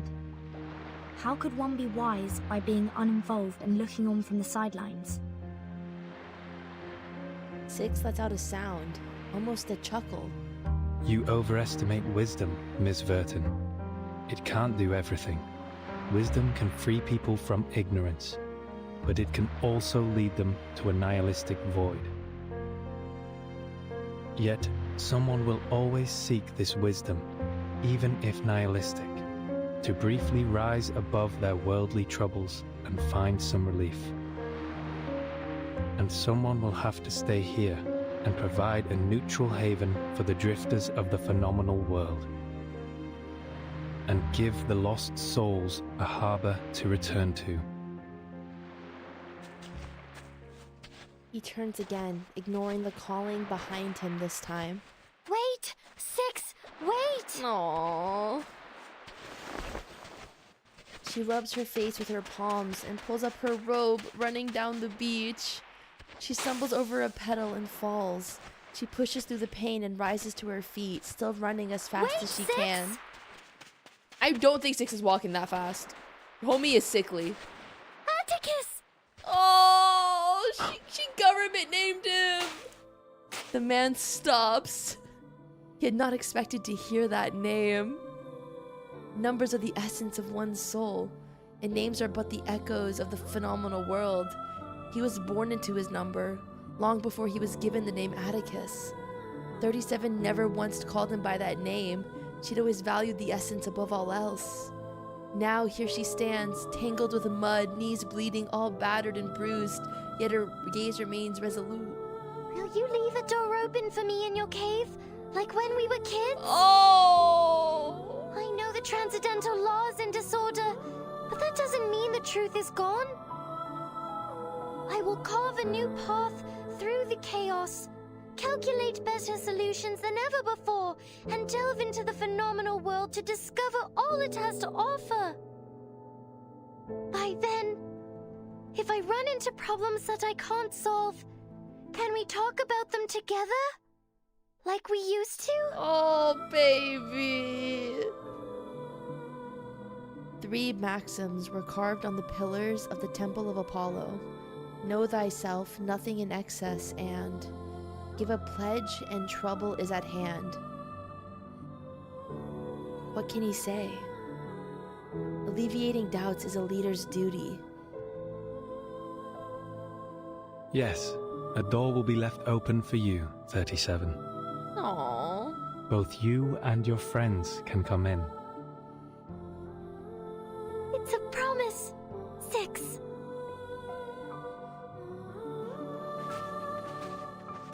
She brushes away her tears and waves to him. It's still a goodbye, but it's no longer as devastating. The last of the Empyrean followers have left, leaving only the Timekeeper's team on the beach. Zeno sent a ship to pick us up. Let's go, 37. The researchers of Laplace would love to meet you. The girl's shoulders are trembling. Aww. Are you nervous? Afraid of the unknown world? Maybe a little. But I will get used to it. She lets out a breath, clearing the tangle of emotions from her mind. Familiar smile lights up on her face. Because the nature of the universe flows in all things alike.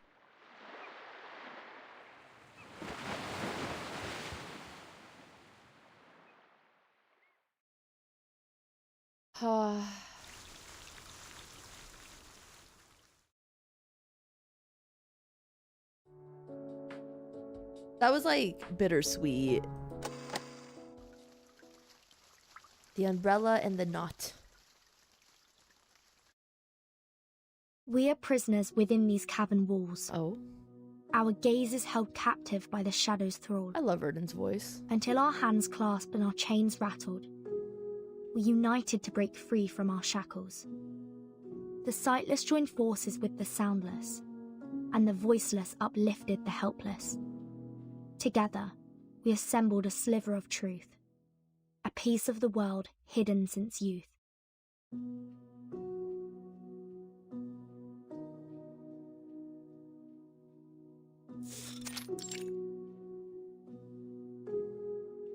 Oh, Mesmer, what's up? Have you got something for me, Mesmer? Mesmer Jr. looks worn and tired, but her demeanor is still somewhat friendly.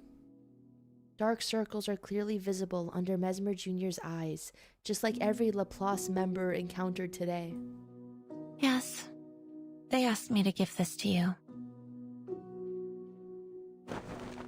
An umbrella? The culmination of our research, the crystallization of man and all its wisdom, the protective gear against the storm. Oh.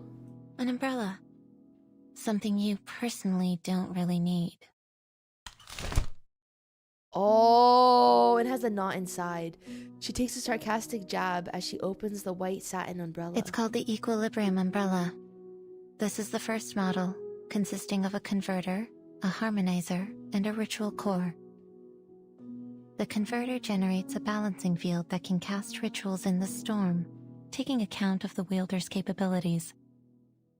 Wait, this is a merch? I can buy this? I'm buying everything at the event this weekend, you guys. The harmonizer's markings are inspired by the scroll of Apeiron. Madame Lucy tested it against 162 known side effects and found it to be highly effective. The original scroll has been returned to the island. This is only a simplified and duplicated rendition. The 162 curses aren't all of them, right? Bruh. Correct. There may be other unknown side effects, so the umbrella is only a prototype in the testing phase.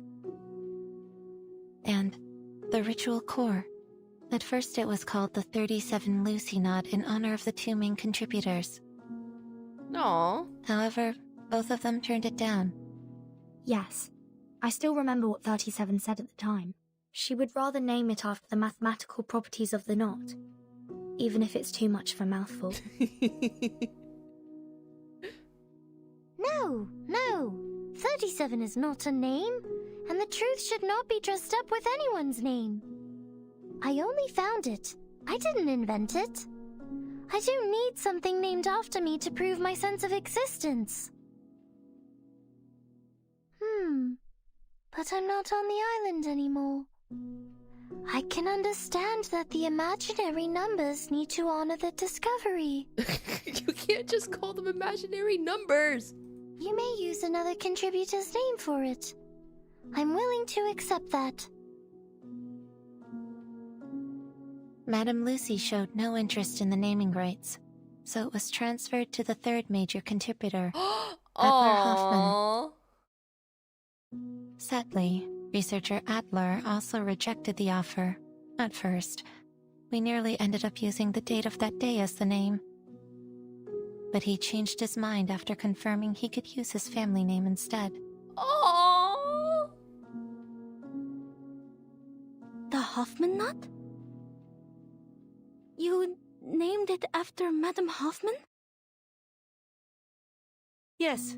Researcher Adler Hoffman wanted to make sure that Greta Hoffman would That's never be so forgotten for her sweet. selfless sacrifice.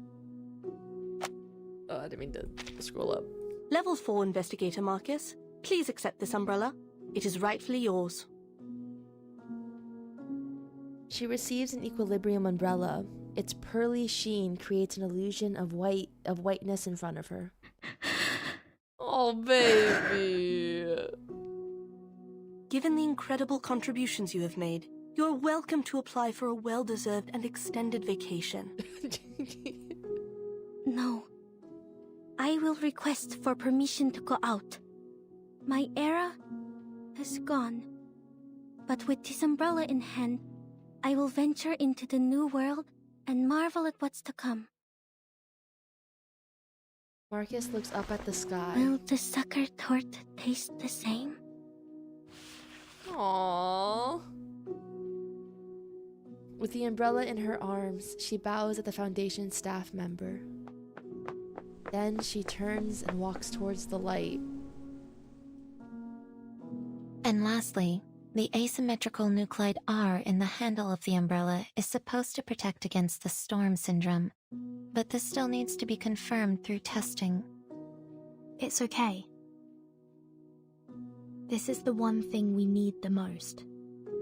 If you have no further questions about its usage, I'm heading back to the rehab center.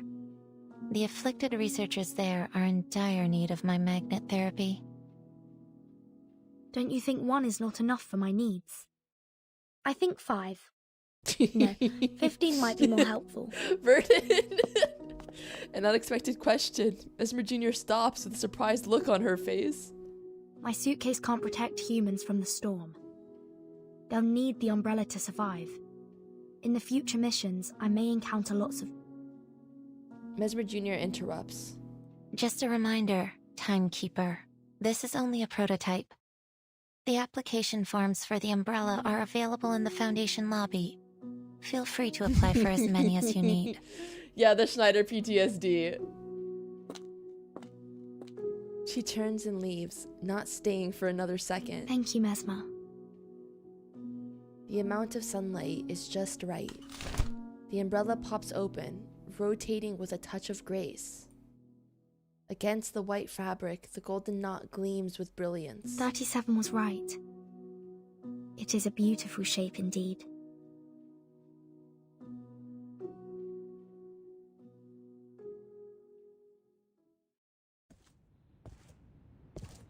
The Foundation Square has been restored to its former glory. A recognizable figure stands there, having waited a long time. Hey, Vertin! Oh, Regulus, my Did you get it beloved. done? I need some happiness. Yes, it went smoothly. I was expecting something more complicated. So, to get the umbrella, you only need to fill out forms. Huh? That's not what I was talking about. I'm talking about the brave and glorious sacrifice of my apple the second. Don't you think the Foundation should compensate me with a shiny new ship? Oh. Oh! No! Not Vertin going, oh! Oh! Oh? What do you mean, oh? Are you saying you totally forgot about it? Oh no, she's upset. Regulus closes in, offended, putting her hands on both of her shoulders. Easy, Regulus. Those people are likely buried in paperwork right now. Just be patient and wait. She twirls a golden medal between her fingers. Lilia, how was your commendation ceremony? They rewarded me for escorting the important item during the storm. How is delivering a scroll worthy of a reward? I'll say someone should be grateful I didn't crash into the committee building. She tosses the medal to Regulus. Take it. Might be useful for your alchemy. Oh, let me see. Regulus brings the medal to her mouth and takes a small bite. I love them. Thanks, mate. It's made of pure gold. On behalf of the pirate community, how is she gonna tell by thank you biting for your it? remarkable contribution to alchemy. How did she tell just by biting it, bro? I have one too. Druvis walks over and places another medal in Regulus's hand. Like Lilia, she was rewarded for helping to deliver the scroll. Please forgive my lack of contribution, Timekeeper. She missed the island trip because of the forest they planted in the Foundation Square. Fortunately, the square has been restored to its original condition. It seems the awakened woods have embraced tranquility once more. Perhaps a sign of good things to come. I'm glad to see you back on your feet, Miss Druvis.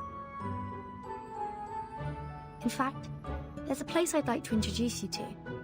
A flourishing island that survived both war and the storm. I think a talented druid like you would be of great help to them. Sounds like a place to look forward to. The reunion is cut short by the pirates cheering. Nice job, Druvis. It's not as big as Lilia's, but it is made of a rare kind of metal. This is a good start, Captain. This apple thinks we only need 300 more medals to afford a new ship. You read my mind, Mr. Chief Mate. When will Zeno's ceremony be held?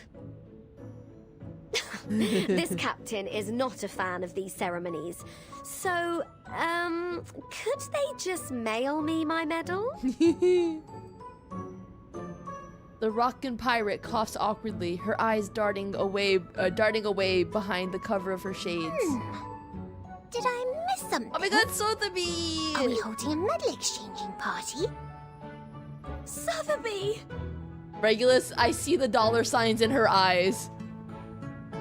Regulus rejoices at the sight of the little lady, tears welling up in her eyes. She stretches out a hand, and Sotheby immediately gets the message. But I don't have a medal. All I have is this big round golden... A handful of weighty jewelry is placed in Regulus's hands. Captain, I think we can buy a new ship with this.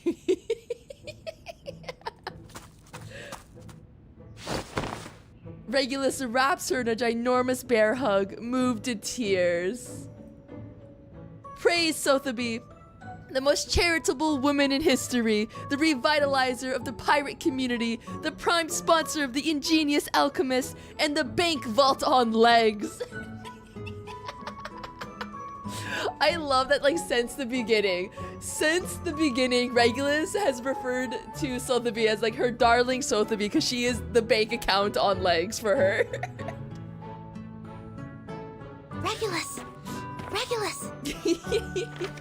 Sonetta runs over panting, waving a stack of stamped papers in her hand. The timekeeper asked me to request a new ship for you, and we have the approval. Oh shit! Verna did remember! The Foundation will rebuild Apple II and pay for its maintenance. Huh? Funny you say that, Sonetto. The trees sway in the breeze and the sunlight streams through the leaves. It is a fine weather to set sail again. You know what's crazy? Like, the main squad is so happy. And then everyone in the peripheral is in sadness. Now we have 2 new ships. Then we have Apple 3 and Apple 4 on standby. You know?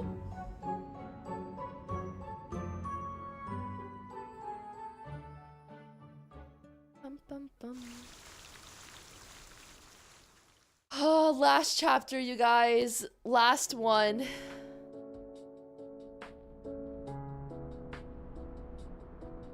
Oh, and then I can play Minecraft.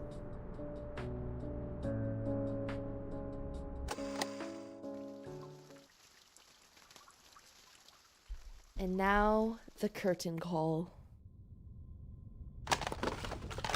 The youth are sailing for a new world, while the old are saying goodbye to the world they knew.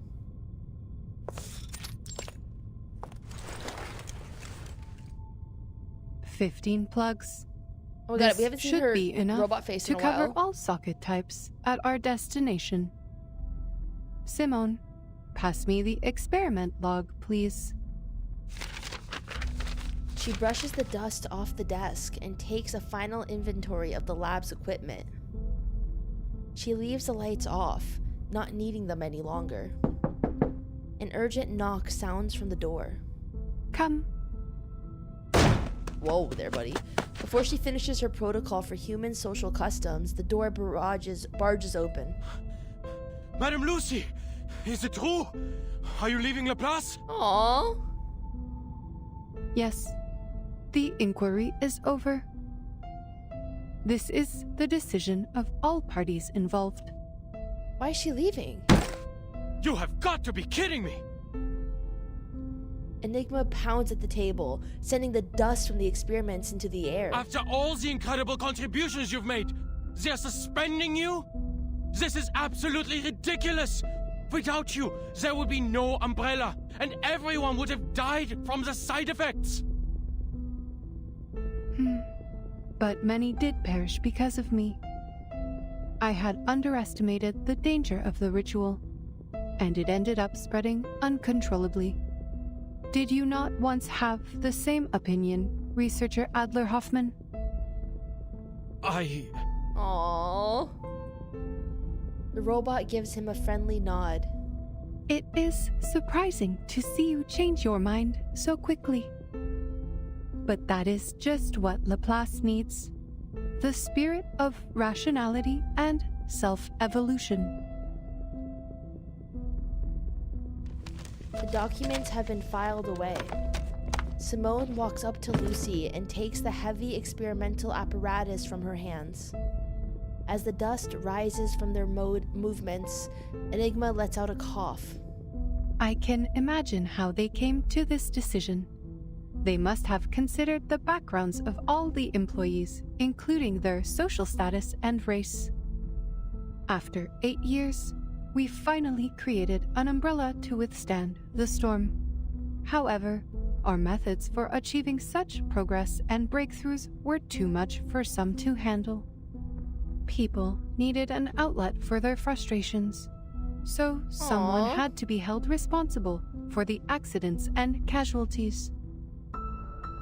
Numerous complaints have been filed against me, accusing me of being a cold, heartless opponent of humanity.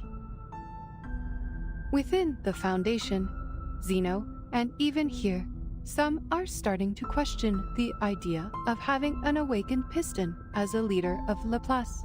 Aw, Lucy.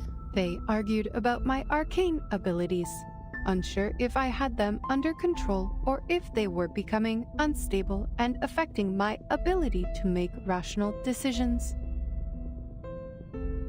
The robot realizes an overlooked detail. I did give the nod to Miss Kikanya in violation of the confidentiality agreement. But ultimately, it helped people survive, and that is all that matters. But Enigma does not pick up on this realization. He's already enraged, fists clenched in a ball. So they're questioning your standing because you're an awakened? An arcanist? They're doubting the rationality of a machine that values technology and progress above all else? Could anything be more absurd? Even I, a human, was on the verge of giving up. It was you who convinced me to save our species. My question is, why are you so upset? This does not affect you. In fact, you may be promoted. Laplace is setting up a new department, and you and Ulrich should have been invited to head it. Oh God. Weil das verdammt ungerecht ist! No. Diese Leute kennen dich nicht! Sie haben nicht mit dir Oh my gearbeitet, God, he's so oder mad he dir switched zugehört. languages. Und doch ernten sie freudig die Früchte deiner Arbeit, während sie dir keinen Respekt erweisen. Der einzige Grund, warum du suspendiert wirst, ist, weil du, ein Erwachter, nicht wirklich sterben kannst. Oder sie würden dir jetzt eine Ehrenmedaille auf deinem Grabstein verleihen. Maybe you should take up that offer. At least you will get a promotion as a just reward. He opens his mouth, but no sound comes out. He wants to tell her she's wrong about him wanting the promotion, but he's too flustered and angry to speak. The robotic eye slit pulses, and she continues in her unemotional tone. By the way, Ulrich ended up receiving a medal.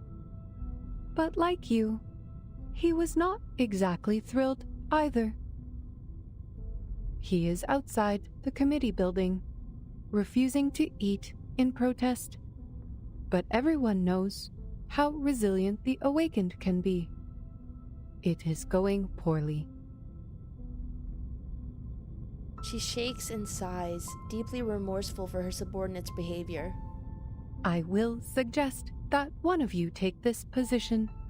No one knows this research better than the two of you. Not a chance. The research must progress, and you also need to ensure that the results will not be abused. Damn, she's still thinking about it, like, even though she's getting fired. A valid concern. Scheiße. You're right. Scheiße. He is caught in a fierce battle between his principles and his duty. But the robot doesn't notice these unimportant details. She nonchalantly walks over to the chair and runs a final battery check. The punishment does not bother me, Researcher Hoffman. Power exists only in your dictionary, not mine. From the moment of my awakening, I have been unable to comprehend you creatures. and even now, that remains unchanged. She stares with no emotion added to embellish her delivery. His mouth falls open in shock. Meanwhile, the robot just keeps on talking. We operate in different ways, just like how our fuels differ. But the bright side is our paths align. Whether we are creatures or machines, humans or arcanists, most of us strive for a better life. It is this primal desire that drives progress. That is why I put on the mask of a human and work on improving my appearance and speech, all for the sake of better communication with you. Unfortunately, my efforts do not always pay off. Some say that the more human-like I appear, the more different I seem. Isn't it like that one graph? I forgot what it's called right now. Like the uncanny valley. Yeah. She shakes her head with regret. But I am who I am, and my motivation is not to gain recognition from others. Our aligned path leads us to progress, and that is all there is to it. Thanks to the invention of the umbrella, Laplace can now resume its research unhindered.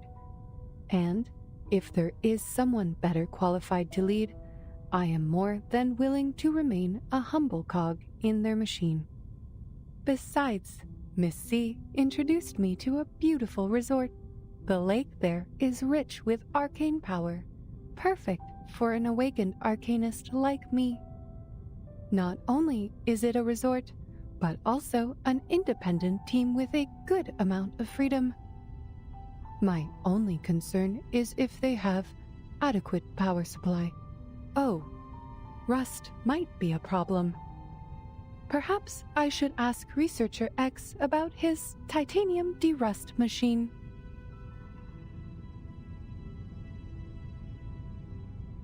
Robot is happily thinking about her vacation plans. She has completed all preparations for departure. Time to go, Simone. Madam Lucy, please take a look at this before you go. A stack of reports is handed in front of her. This is a report you compiled during the storm countdown, detailing 126 side effects and how the scroll alleviates them. I have some questions about the data for Type 34. Lucy flips it open and dutifully goes through the list one last time. Yes, I can see a few errors in here. Unfortunately, I have to complete all of the handover procedures today.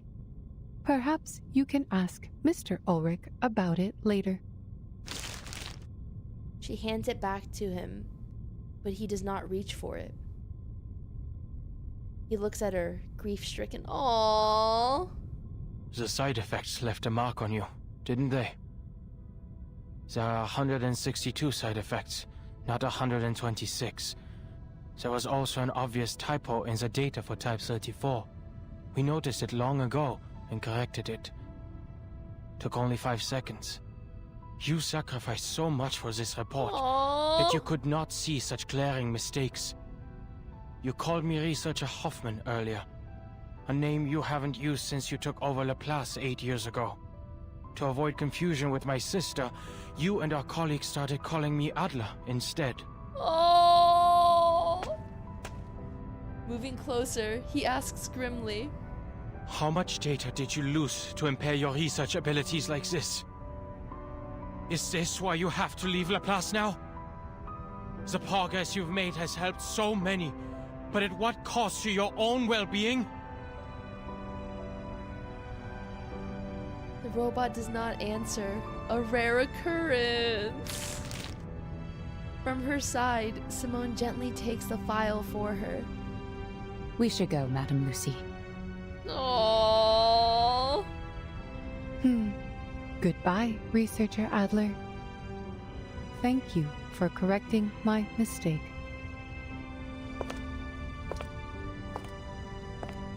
She walks away with steely steps, not looking back. fine. Aww. He grips the door frame. I'll take up that role and do what you've been nagging me to do. I'll take care of those pesky committees. But just so you know, I'm not doing this for the higher-ups who look down on us, but for the people who look up to us from below. Aww.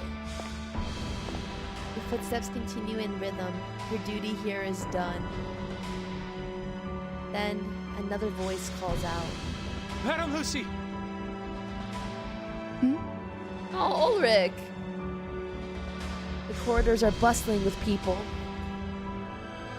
Researchers, clerks, directors, and security. Every Laplace employee is in the corridors, from bottom to top floor. The same voice shouts. All attention! Aww. Salute! Papers litter the air like snowflakes.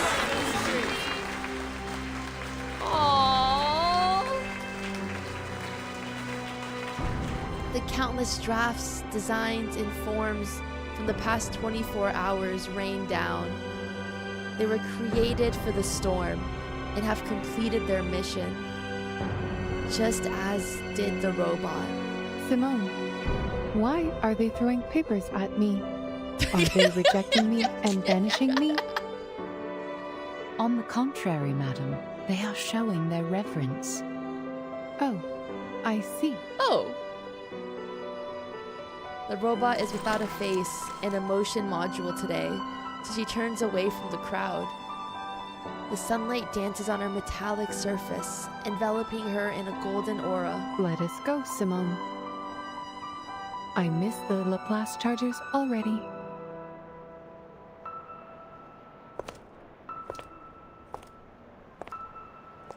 There is a 230-volt bath at the resort, right? I don't think there is. The end.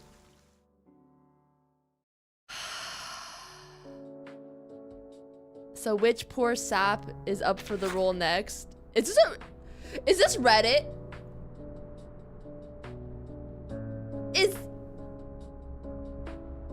this the company's Reddit? Lucy has resigned. Who'll be in charge now? Ulrich? He's the second most reliable awakened in the Scientific Computing Center. Someone other than Lucy, I guess. No one wants that seat. It's electrified. Ulrich is the most opposed to this idea. He's on a hunger strike in front of the committee building. I guess he'd rather starve to death than sit in that electric chair. How about John? He's a man with clear logic and good project management skills. Lucy was an excellent leader. The casualties this time shouldn't be her fault. The best option is to let her come back. Which John? I hope you don't mean the one who speaks in hexadecimal. I recommend John for the mechanical engineering group. He's very creative and forward-thinking. Definitely the right person to run the Scientific Computing Center. Last week's major power outage was caused by that John from the mechanical engineering team, starting all the lab machines in parallel. He's been suspended and has been undergoing psychiatric evaluation ever since. I'd rather pick the John from the medical team.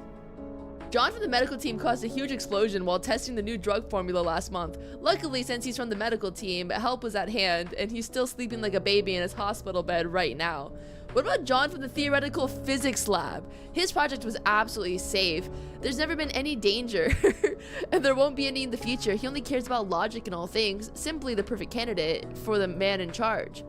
John from the theoretical physics lab applied for a transfer a long time ago. The only person still hanging on to that group is probably Adler, who forgot to transfer his files. So Adler is indeed currently the best theoretical physicist in all of Laplace.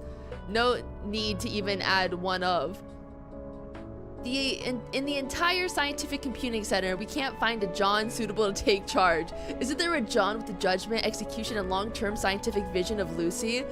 One who will unconditionally support our research and even be willing to approve funding for X's strange inventions or theories on the study of ley lines?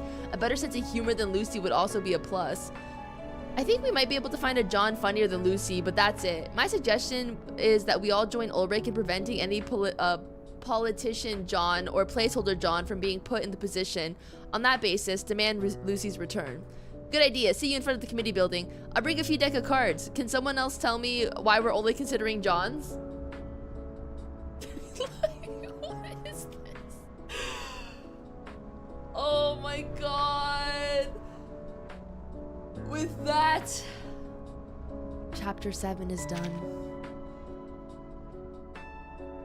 John 1999.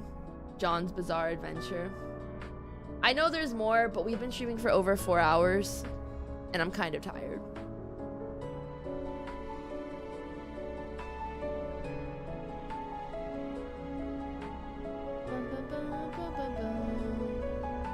How would I rate this chapter? Oh, it was good.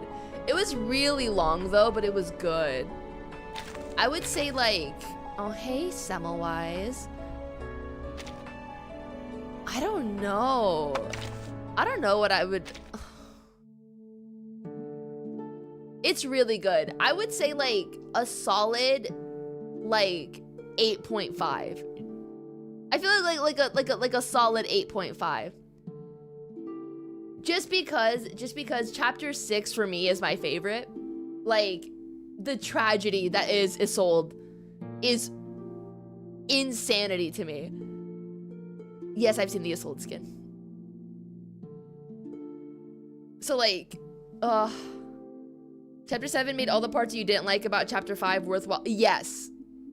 Yes. The 0.5 deduction is because of math. Why is she not level 60? Because it's expensive. Okay? It's expensive. You know how hard it is to get a character to level 60? Let's see, Kakanya. Don't... Shh. I haven't... Listen, I focus on Semmelweis, okay? Welcome. There's no need to knock. I saw you, Suzumiya, at the door. I focused on Semmelweis, okay? I'm sorry. I have Lucy too. She's also level 1 though. Your visit. What I don't understand, actually... I appreciate. Like, where was this Lucy in the game? And Marcus, listen! I'll get to it eventually. I'll get to it eventually, you guys. Let me be lazy. Anyway. We're gonna end it here, gamers. Because it's been 4 hours. We've done 8 hours of chapter 7, and my brain is fried right now. So, I'm just glad I finished before midnight stream. We'll watch everything at a different date. But thank you guys so much for experiencing chapter 7 with me. It was in fact peak, and I'm excited for 2.0. I will see you guys tomorrow on twitch.tv to play 2.6 Star Rail Story, or this weekend in LA at the Reverse 1999 1-year anniversary event. I hope to see you guys there in person. I will be there in person for both of the days, so you could try to hear out for my voice there, and I'll say hi to people and stuff. But yeah, thank you guys so much, and I'll see y'all in the next one. Bye-bye. Bye, chat. It was really fun experiencing this with you guys. Bye-bye. That exists between us. Your infrequent visits grant me more freedom to enjoy my own time. Good night, Semmelweis as well. Especially enclosed in this suitcase.